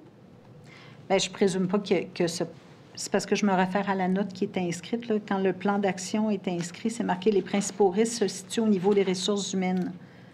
J'ai carrément écrit et plus particulièrement en lien avec les projets concurrents. Je comprends, mais vous ajoutez quand même dans votre courriel que ça pourrait occasionner des risques relativement au budget et à l'échéancier. Est-ce que c'est écrit dans la note? C'est votre interprétation? Bien, c'est une interprétation parce que quand il manque des RH, c'est sûr que le budget va être affecté. Là. Je veux dire, c'est pas nécessairement par rapport à CASA. C'est un projet qui manque de monde, ça va coûter plus cher. Fait que ça doit être ça. Ça doit être un...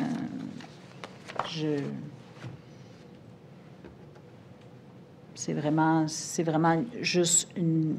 Quand je lis la note, je vois qu'il y a un problème de RH, qu'il manque des RH, puis c'est juste une...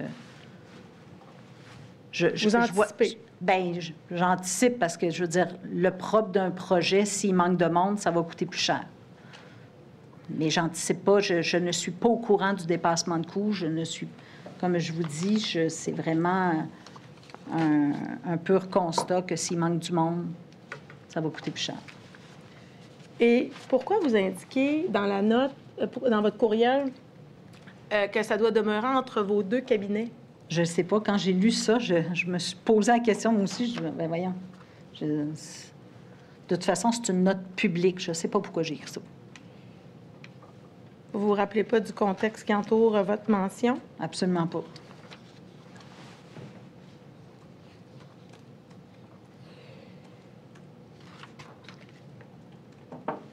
Je vous amène maintenant à la pièce suivante.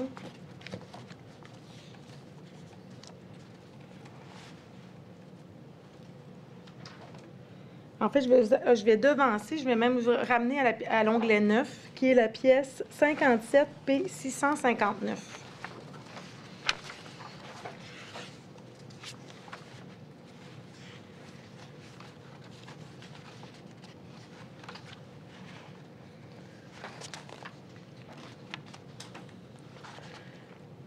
Alors, c'est Madame Madame Marie-Joëlle Dorval-Robitaille qui vous transmet un courriel qu'elle a reçu d'Alain Généreux.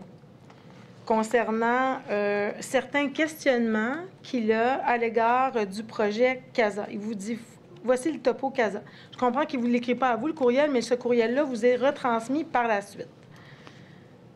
Alors, je vous amène au point, au courriel du 10 septembre de M. Généreux. Si on descend un peu.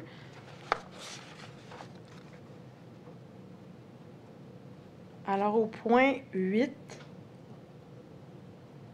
on dit « La SAC nous a fait un topo sur les coûts au printemps 2021 avec dépassement de coûts, mais sans aller au Trésor puisque résolu à l'interne. La présidente annonce son départ de façon prématurée automne 2021 au lieu de décembre 2022. Ce sont ces interrogations ou ces constats. Plusieurs demandes au ministre ne peuvent toujours pas être répondues à cause de CASA et une note de suivi est demandée. Et j'arrive au point 12. Un topo est demandé à nouveau. La présentation nous parle d'un projet sans écart de budget. On revient en arrière. Il indique plus bas, j'attends tes nouvelles, mais ce dossier ne m'inspire pas confiance. Et c'est transmis à Marie-Joëlle Dorval-Robitaille, qui, je comprends, travaille sous votre autorité au cabinet. C'est bien ça? Oui, tout à fait. Et elle vous le transmet en disant, on s'en reparle. Alors, justement, est-ce que vous échangez en lien avec les préoccupations de M. Généreux sur le projet CASA? Je ne me rappelle pas de la discussion que j'ai eue avec Marie-Joëlle. Puis je dois vous dire aussi qu'elle a quitté le cabinet, mais je ne sais pas quelle date exactement, là. Donc, est-ce que j'ai eu le temps de lui en reparler? Je ne me rappelle pas d'une discussion que j'aurais eue avec elle. Elle vous a transmis assurément le courriel, là? Bien, je le vois, oui. Donc, est-ce qu'en disant on s'en reparle, il y a quand même des préoccupations importantes de la part de M. Généreux en lien avec le déroulement du projet CASA. Alors, si elle veut vous en reparler, pourquoi? Bien, si elle m'indique qu'on s'en reparle, c'est qu'elle va me parler du dossier, je veux dire, du courriel, mais je ne me rappelle pas d'avoir eu une discussion avec Marie-Joëlle à cet effet-là. Là. Alors, vous ne vous rappelez pas avoir parlé avec Marie-Joëlle d'aucune façon des éléments qui sont soulevés, de dépassement de coûts potentiels, du fait qu'il y a des demandes qui ne peuvent pas être répondues, du fait que le dossier n'inspire pas confiance à M. Généreux. Je vais présumer là, que j'ai dû lui dire d'en parler avec le ministère. Là. Comme je vous ai dit, il faut que les conseillers informent le ministre. Okay. Alors, vous, je comprends que vous n'êtes pas dans la loupe d'informations en lien avec... Parce que c'est quand même important, là. C'est quand même un dossier important. On comprend la période pour le ministre délégué.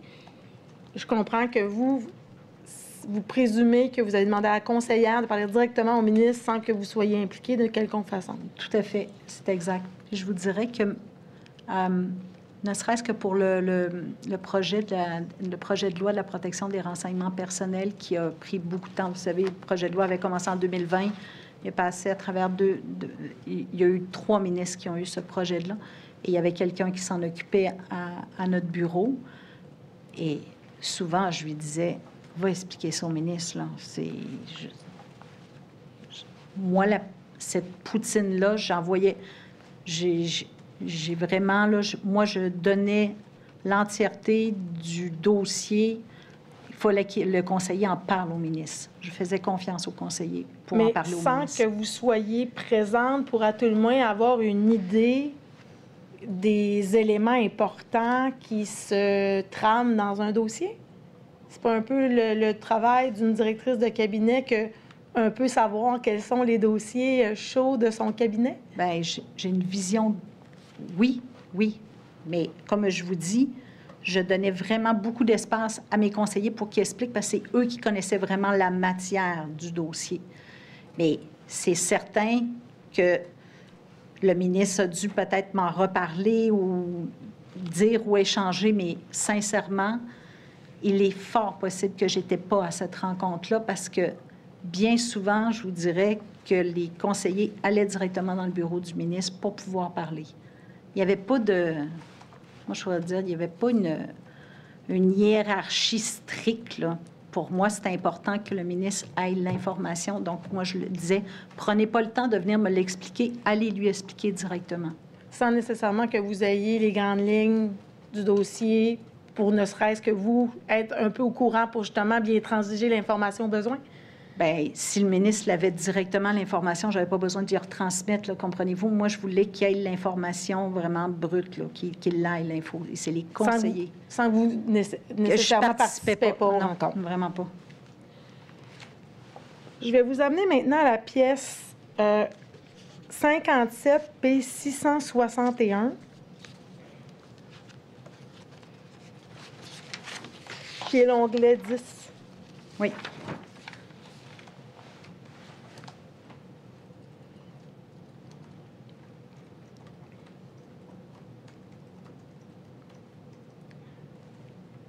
Alors, le titre du courriel, c'est « Question MTQ à peaufiner » et on met « Dossier ».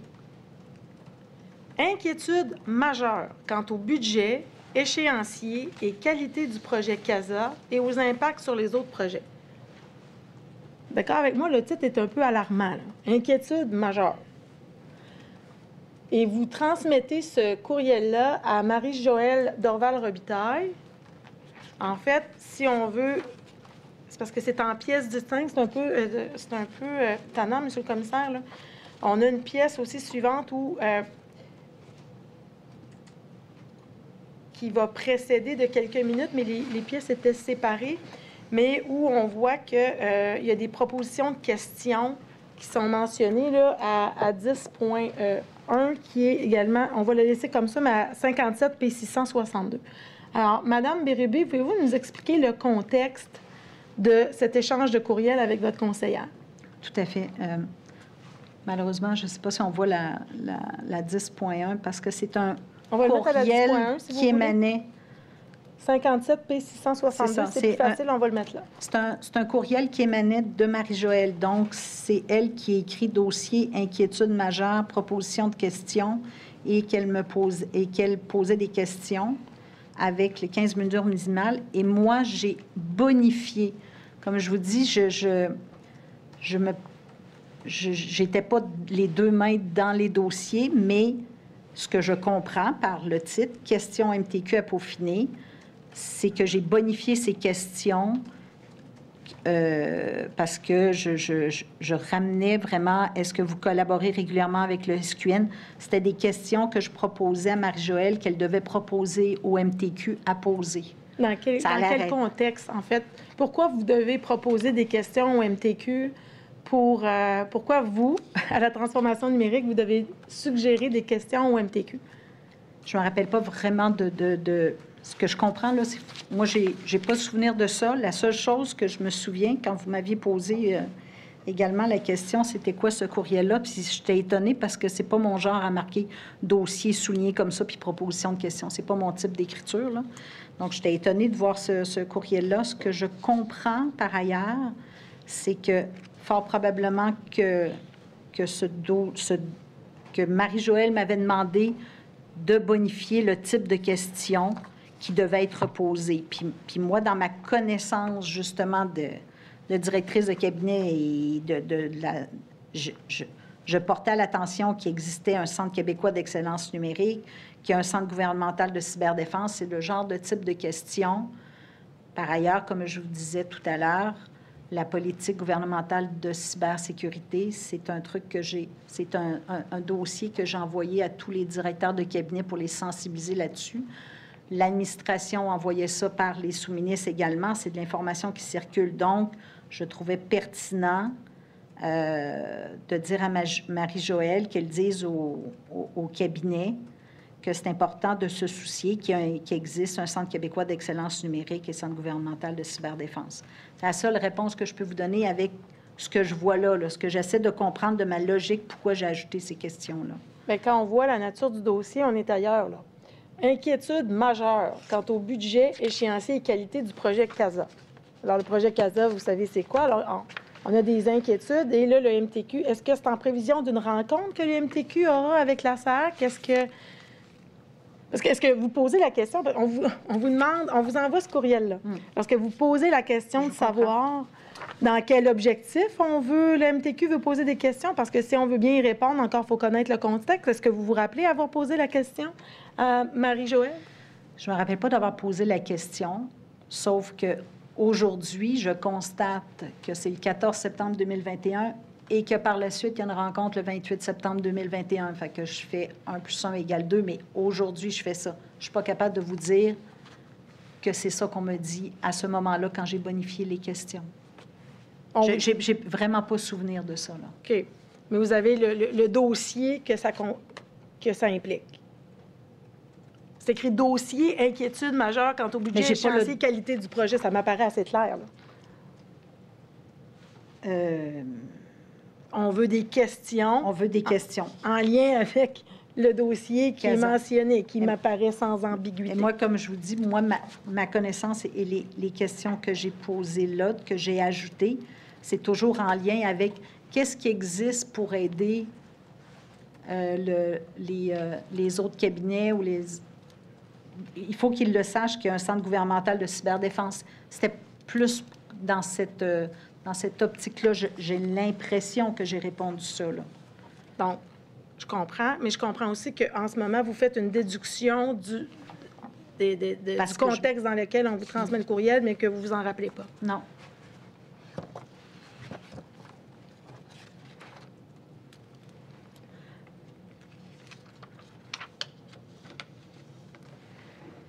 Je vous amène maintenant à votre onglet 11, 57 p 663.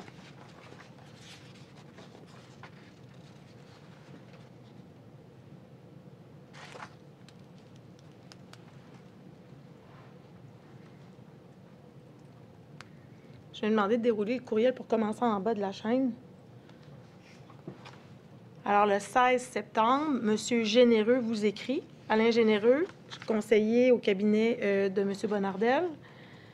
Rencontre CASA. J'ai échangé avec le... en fait, c'est vous qui écrivez, le courriel. Qui écrivait à M. Généreux. Vous dites « J'ai échangé avec le ministère et voici ce que nous vous proposons. Tel que discuté à notre team, le DPI du gouvernement et moi pour le cabinet CAIR, nous serions présents avec vous lors de la présentation du dossier CASA par votre administration. » Et là, il y a des questions d'intendance. Par la suite, au point 2, une rencontre s'ensuivra entre nos deux cabinets avec nos ministres respectifs. Donc, je comprends qu'on veut prévoir une rencontre pour parler du dossier CASA. C'est exact? Oui, tout à fait.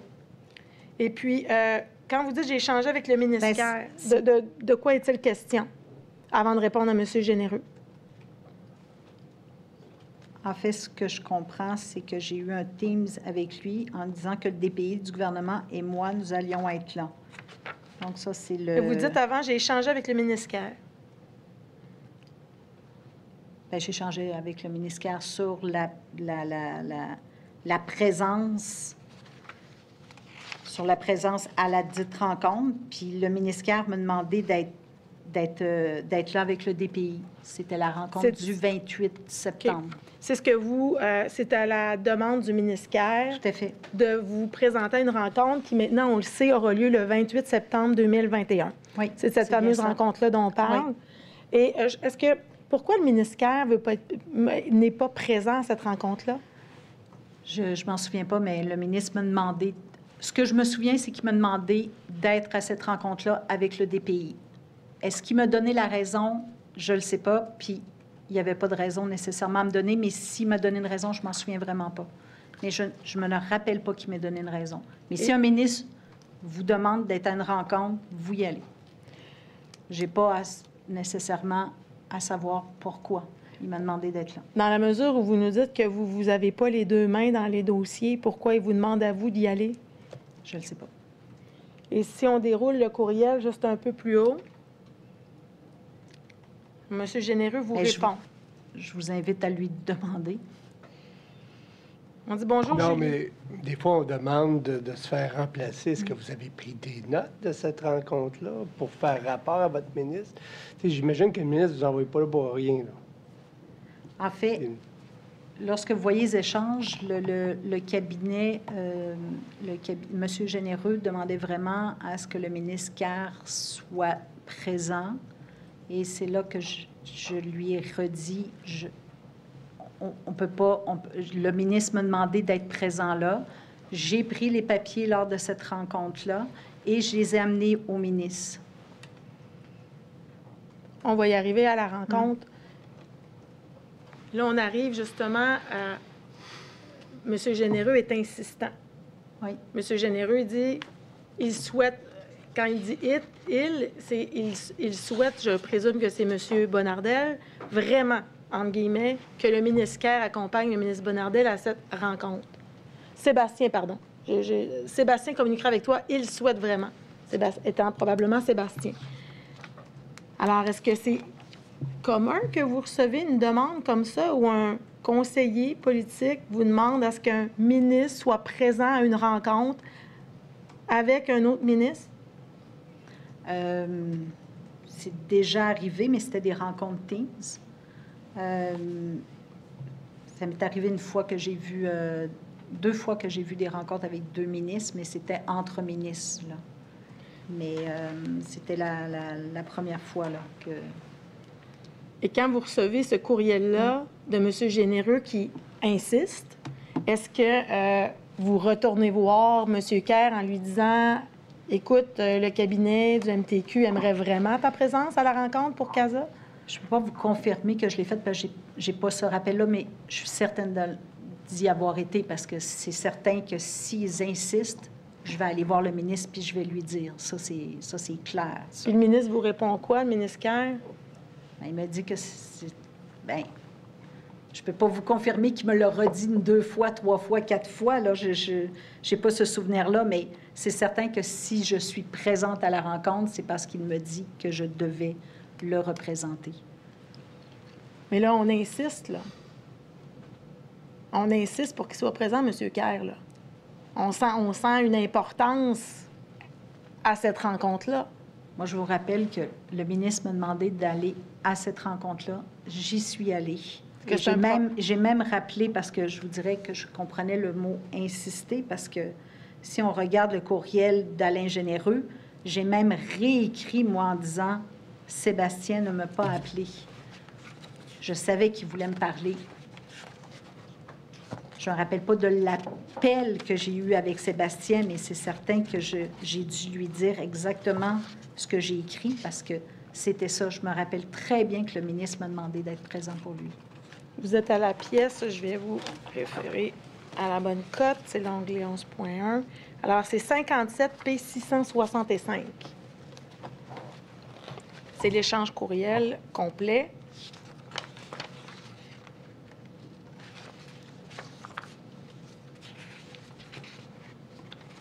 Est-ce que vous vous rappelez, c'est une question d'horaire ou vous ne vous rappelez pas? Vraiment pas de souvenir. Je vous invite à demander au ministre. Je pense qu'il va être plus à même de vous répondre. Donc, vous attendiez l'appel de Sébastien pour confirmer la présence ou non de M. Kerr, c'est exact? Ou pour avoir plus de détails sur la raison pour laquelle il voulait qu'il soit présent? En fait, je ne me rappelle pas de cet échange-là, mais comme je vous dis, j'ai dû lui redire exactement ce que j'ai inscrit, comme de quoi que le ministre l'avait demandé d'être présente. Est-ce que cet échange-là, vous vous en rappelez? De téléphone? En fait, non, pas de téléphone, mais que là, vous avez le courriel, mais est-ce que vous vous rappelez que M. Généreux voulait que le ministre Kerr soit présent? Est-ce que ça, vous vous rappelez de ça? Oui, ça, je me rappelle. OK. Puis sans voir le courriel, vous vous rappelez de ça? Oui. Donc, on comprend que la fameuse rencontre aura lieu le 28 septembre 2021. Puis je comprends que M. Kerr ne sera pas présent. En effet. Alors, vous allez y être? Oui. En compagnie de M. Rodrigue? Oui. Et je vous amènerai maintenant à la pièce 57 P666, onglet 13.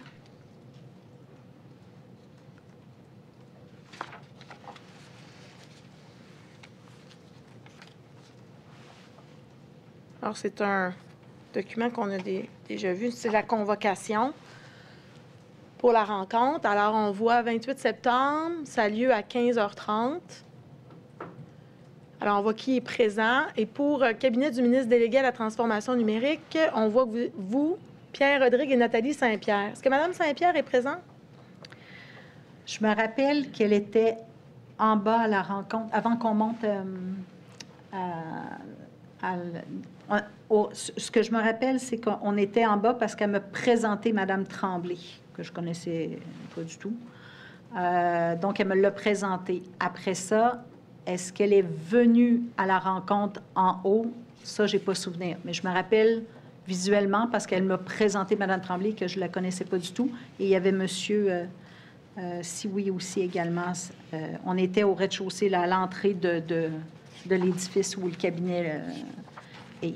Et à la convocation, il y a des documents qui y sont attachés. Est-ce que vous aviez pris connaissance de ces documents-là avant la rencontre? Non, pas du tout.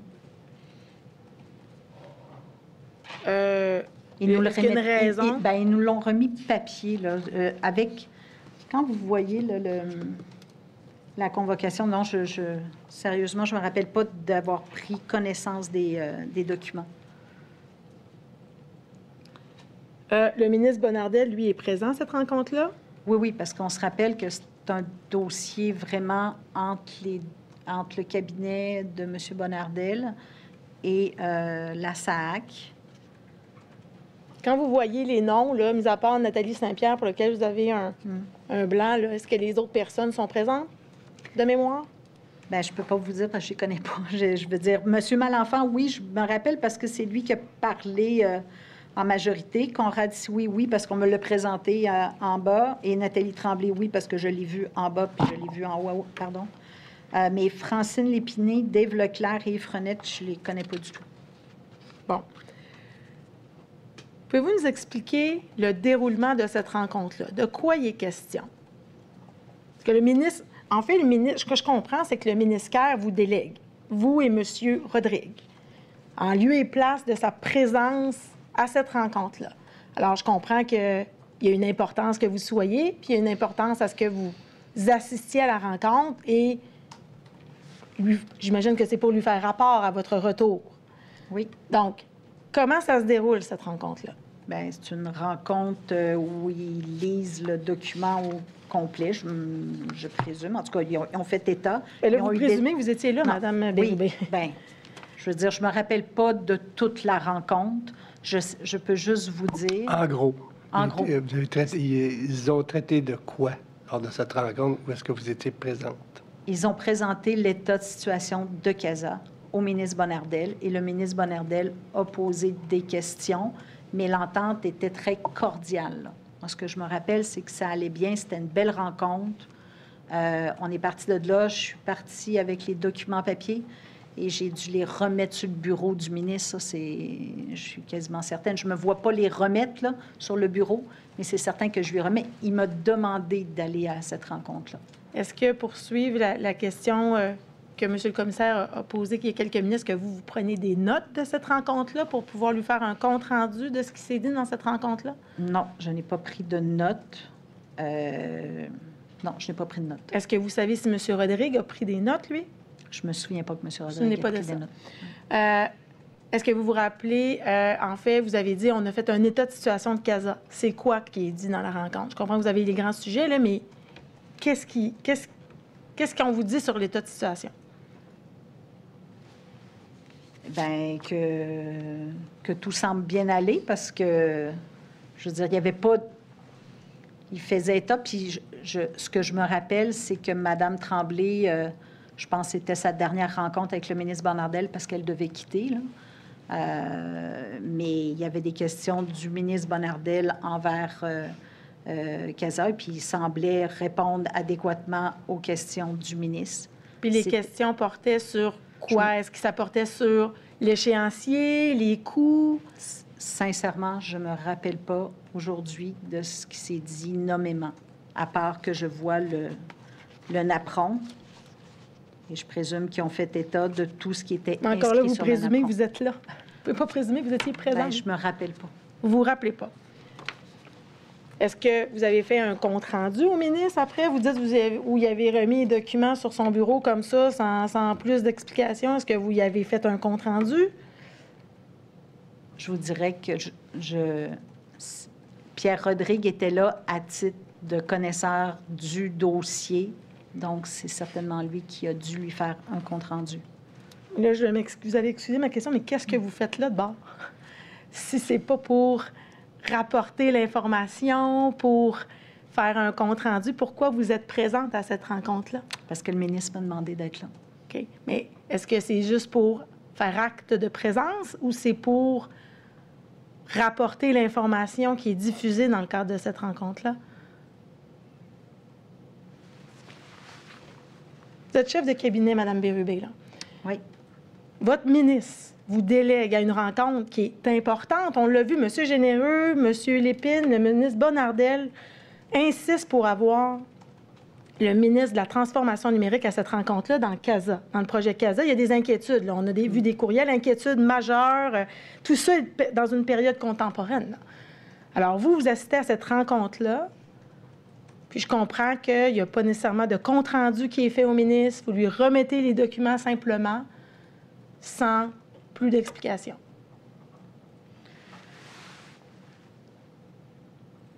Est-ce que je me trompe quand je fais ces affirmations-là? Est-ce qu'il y a eu plus d'informations qui ont été diffusées? Bien, il n'y a pas eu plus d'informations qui ont été diffusées. Là. Moi, je lui ai dit que j'étais à la rencontre. Il m'a demandé d'être présente à la rencontre parce que le cabinet demandait qu'il y ait quelqu'un du cabinet du ministre Kerr. Mais être présent pour vous, c'est être physiquement là sans plus? Bien, je n'ai pas pris la parole. Mais autrement que prendre la parole, le contenu de cette rencontre-là pourrait être fort pertinent pour votre ministre à rapporter l'information qui est indiquée, qui est transmise dans le cadre de cette dans le cadre de cette rencontre-là.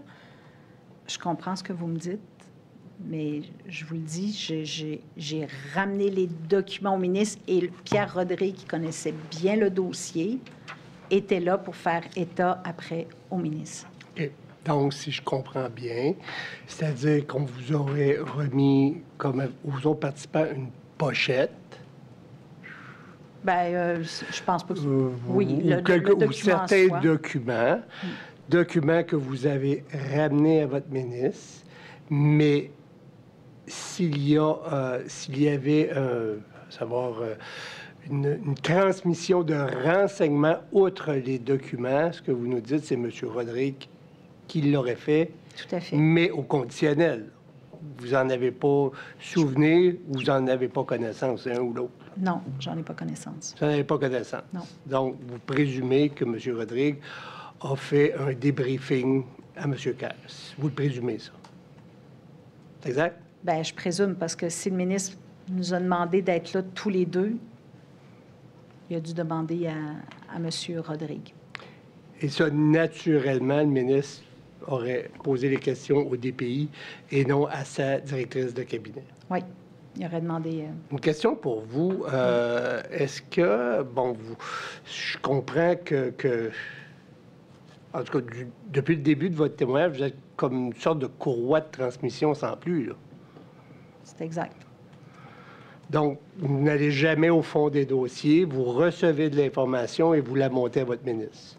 Je la monte au ministre. Ou le ministre descend l'information, comme on a vu, et vous vous assurez de transmettre. Ce que je vois, là, c'est des suivis de courriel, là.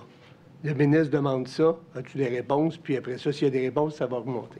Est-ce qu'il y a déjà des renseignements qui ont été à votre connaissance que vous n'avez pas transmis au ministre, à votre souvenir? Non, parce que c'était mon rôle de transmettre au ministre. Ça va. Je peux peut-être aller à...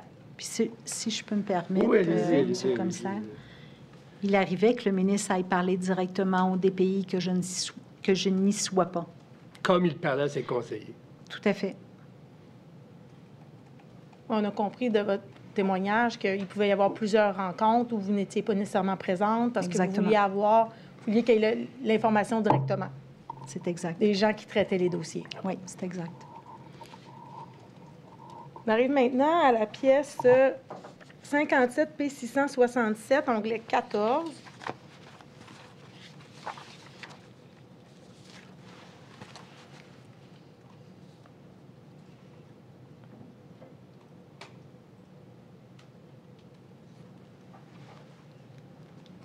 Alors, ça semble être un message SMS entre vous et Nathalie Saint-Pierre, qui était la dame qui était également convoquée pour votre cabinet à la rencontre du 28 septembre 2021. Donc, quand je lis votre texto, on présume qu'elle n'est pas présente.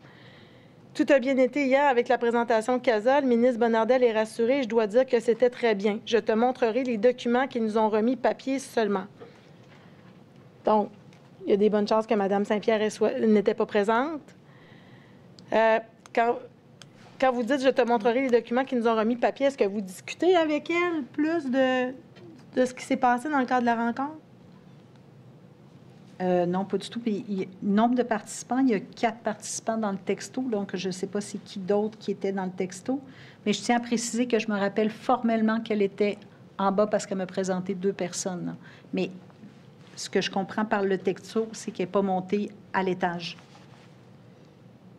Et moi, ce que je vous pose comme question, c'est est-ce que vous discutez avec elle par la suite du déroulement de la rencontre? Vous lui dites que vous allez lui montrer les documents qui vous ont remis papier. Vous dites que la rencontre, c'était très bien. Est-ce que vous avez eu cet échange-là avec elle?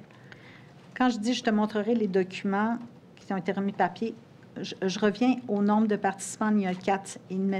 Ça ne m'étonnerait pas que le ministère soit dans la loupe pour que je dise « je te montrerai », parce que je ne vois pas pourquoi je montrerais les documents à l'attaché de presse et pas au ministre. Donc, sauf que vous employez la deuxième personne du singulier. Et non vous. oui, exactement.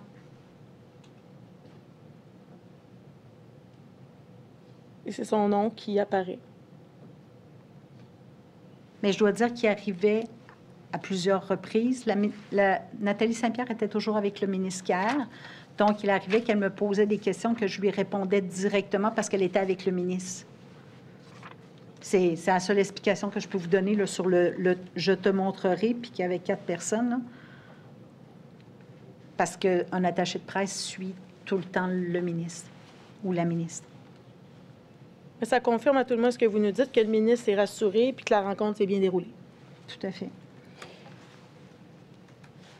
Je vous amène maintenant, en fait, là, on est à la fin de 2021. On sait qu'au 1er janvier 2022, il y aura la création du MCN, qui, donc, vous allez devenir un ministère à part entière. Donc, vous allez sortir du Conseil du Trésor pour devenir un ministère indépendant. Est-ce que vous, quand vous devenez un ministère, est-ce que pour votre travail, ça change quoi que ce soit? Est-ce que vous voyez une différence là, dans l'exécution de votre travail au quotidien? Non, parce que je vais continuer à gérer le cabinet, sauf que là, c'est un cabinet ministériel avec le ministère. Est-ce que vous avez des relations également avec le Conseil du Trésor ou le cabinet du Conseil du Trésor? Continuez à avoir des relations avec eux ou des échanges aux besoins? Ou ça diminue puisque vous n'êtes plus au sein du Trésor? Totalement, là, ça diminue parce que je ne suis plus au sein du Trésor. En 2022, est-ce que vous vous rappelez les suivis que vous, au cabinet, vous faites en lien avec le projet CASA en 2022? Je sais que vous allez quitter en octobre. Oui. Alors, il se passe quand même plusieurs mois au cours de l'année 2022. Est-ce que vous vous rappelez, vous, avoir fait des suivis particuliers en lien avec le projet CASA? Non, le seul truc que je me souviens, c'est la rencontre que le ministre a demandé, en fait, avant le départ de ses vacances. Il avait demandé de faire des suivis sur 3 ou 4 dossiers. Ça arrivait, ça qui m'a demandé justement de faire des rapports. Et c'est ce que j'ai demandé. Et d'ailleurs, la rencontre CASA la rencontre CASA du 13 juin est à cet effet. C'était une des 3 ou 4 rencontres que le ministre avait demandé d'avoir.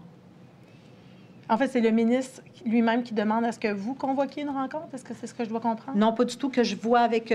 parce qu'il faut dire aussi que le MCN, nous étions sur le même étage. C'est très rare là, que le cabinet et le bureau du sous-ministre soient sur le même étage et sans porte. Donc, j'étais allée voir et j'ai demandé qu'il y ait des rencontres. J'ai écrit, il me semble, à René pour avoir des rencontres que le ministre demandait sur des sujets précis. Bon, vous parlez de la rencontre du 13 juin. Je vais vous amener à l'onglet 15, la pièce 45 p 314.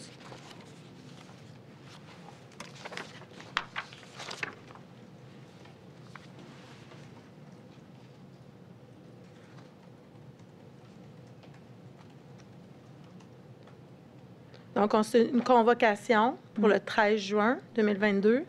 On voit les gens qui sont convoqués. On voit votre nom. Est-ce que vous participez, vous, à cette rencontre-là? Écoutez, j'ai souvenir que j'ai salué les gens, mais vous voyez, j'ai demandé à Éric Massé, qui était le conseiller politique qui s'occupait des projets numériques, parce que lorsqu'on était au MCN, il y avait quelqu'un qui s'occupait vraiment des projets numériques, quelqu'un de la protection des renseignements personnels et quelqu'un de la cybersécurité. C'est sûr qu'il y en avait d'autres après, là, mais... et j'ai demandé à Éric Massé de participer à cette rencontre-là parce que c'est lui qui suivait le dossier CASA. Donc, je comprends que vous... Est-ce que je dois comprendre ça que vous n'y êtes pas? Je me rappelle d'avoir salué les gens. Ça, je me rappelle de m'être assise, mais je ne suis pas sûre d'être restée toute la rencontre. Vraiment, là, c'est assez flou, mais je me rappelle d'avoir vu M. Marcellet, parce que même visuellement, là, je me rappelle des avoir vus, mais je ne crois pas que je sois restée à la rencontre parce que, étant donné qu'il y avait Éric Massé qui était là. Donc, est-ce que, dans le cadre de cette rencontre-là, c'est vous qui l'avez organisée ou... Non, pas du tout. C'est le bureau du sous-ministre. C'est le bureau du sous-ministre qui l'a organisé. Donc, si je vous demande ce qui s'est passé dans le cadre de cette rencontre-là, je présume que vous ne serez pas en mesure de me répondre? Vous ne vous rappelez pas si vous y avez assisté? Il faisait état de la situation du projet CASA, là, en date du mois de juin. Là. Puis je vois la pièce, là. Mais outre que voir la pièce, est-ce que vous avez été présente à la rencontre lorsqu'on fait la présentation? C'est la SAAC qui fait une présentation au ministère et son équipe. Évolution des services avec la transformation numérique de la SAAC. Il y a une présentation.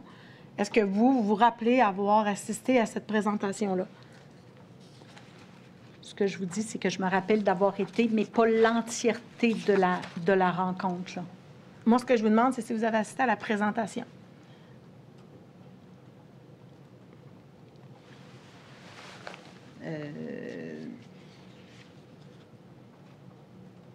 Sincèrement, mon nom est là, je veux dire, je vois le document, mais... Si on défile le document, justement, là, si on le défile par le bas... Puis visuellement, là, je me serais rappelé d'avoir vu les images, là, qu'il y en avait beaucoup trop, d'ailleurs, là, accompagnement, réhabilitation, tout ça. Ça, je me souviens pas d'avoir vu ce visuel-là. Quand j'ai regardé dans les pièces, je me souvenais pas d'avoir vu ça. Mais la première page, c'est une première page que ce visuel-là, je me rappelle de l'avoir vu à quelques reprises, là. D'ailleurs, les ronds, les carrés, je veux dire, avec le budget, là. Et ça, c'est pas la première page? Ben, en tout cas, moi, la première page que j'ai là, moi. En fait, on va dérouler le document, là, vous allez voir. Là, ce à quoi vous faites référence, c'est le napperon, c'est l'avant-dernière page. Oui. Mais lui, il me dit quelque chose, mais c'est parce que c'est des images que j'ai déjà vues là, à la rencontre, justement, du 28 septembre. Là. Quand vous me dites que c'est ce qui vous donne, ce que vous vous rappelez, est-ce que c'est le document qui est exhibé? Est-ce que c'est ce document-là, vous dites que ça vous dit quelque chose?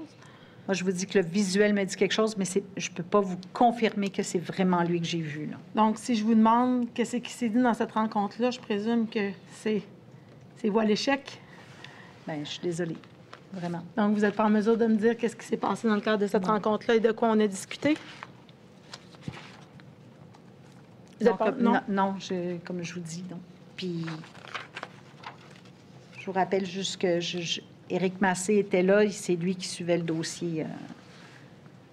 Mais ma question ma question est de savoir si vous y avez pas... Je comprends que vous ne vous rappelez pas si vous avez eu la présentation que je vous exhibe. Donc, ma question est fort simple. Est-ce que vous avez assisté à cette présentation-là? Parce que j'ai des questions en lien avec le contenu de cette rencontre-là. Mais si vous ne vous rappelez pas avoir participé à la rencontre... Je ne me rappelle pas, mais sauf que je peux vous dire, par contre, que je me rappelle d'avoir vu M. Marcellet. Est-ce que je leur ai dit bonjour en rentrant lorsqu'ils sont rentrés au cabinet, puis j'ai dit bonjour à tout le monde? Sauf qu'on va régler ça vite. Oui. Ce que la procureure veut savoir, c'est qu'elle veut vous poser des questions spécifiques sur la documentation. Si vous n'avez aucun souvenir de la présentation, ces questions-là vont être en vain. Je ne peux pas lui répondre. Je suis désolée. Ça mérite d'être clair. Donc, on va changer de ligne de question maintenant. Après cette rencontre-là, vous allez quitter en octobre. Alors, entre entre juin et octobre, on sait que le projet CASA est à l'aube d'être déployé, qu'au MCN, on parle du SAG aussi qui doit être arrimé avec le projet CASA. Ça, est-ce que c'est un dossier qui vous dit quelque chose, le SAG? Oui, le service d'authentification gouvernementale, là, mais le nom me dit quelque chose, là. Vous n'êtes pas impliqué d'aucune façon dans... Non, comme je vous dis, c'est vraiment M. Massé qui le suivait aussi, le service d'authentification. OK. Est-ce qu'entre juin et octobre, à votre départ, vous êtes impliqué d'une quelconque façon dans des discussions, des rencontres en lien avec CASA? Non, vraiment Pas du tout? Non. Alors, vous quittez en octobre 2022. Pouvez-vous nous expliquer les motifs de votre départ? Des raisons personnelles. Pour des raisons personnelles, vous avez quitté? C'est Oui. vous qui avez quitté? Oui. Est-ce que vous avez fait une transition? Est-ce que vous savez qui vous a remplacé? M. Roch Gamache. Est-ce que vous avez fait une transition de vos dossiers avec lui? Oui, je me souviens de l'avoir rencontré. Ça a duré 15 minutes. Est-ce que vous avez est-ce que vous avez donné des instructions particulières en lien avec le projet CASA? Non, parce que j'ai fait, je vous dirais que ça a été très court comme transition. Premièrement, je lui ai présenté comment ça fonctionnait, le bureau avec le sous-ministre. J'ai montré les dossiers des ressources humaines, bon, tout ce qui est la poutine vraiment de la gestion. Puis je suis venue pour lui parler des projets numériques. J'ai dit... et puis, il m'a dit, non, je connais très bien le numérique, tu n'auras pas besoin. Puis, je suis partie, ça a duré 15 minutes, tout au plus. Ça complète mes questions, M. le commissaire. Interrogatoire. J'aurais une question de précision. Alors, vous pouvez la poser à votre place. Parfait.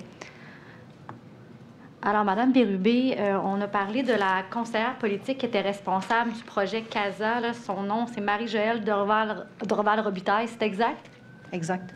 Donc, c'était elle, à titre de conseillère politique, qui était responsable de suivre le dossier CASA à votre cabinet. C'est exact?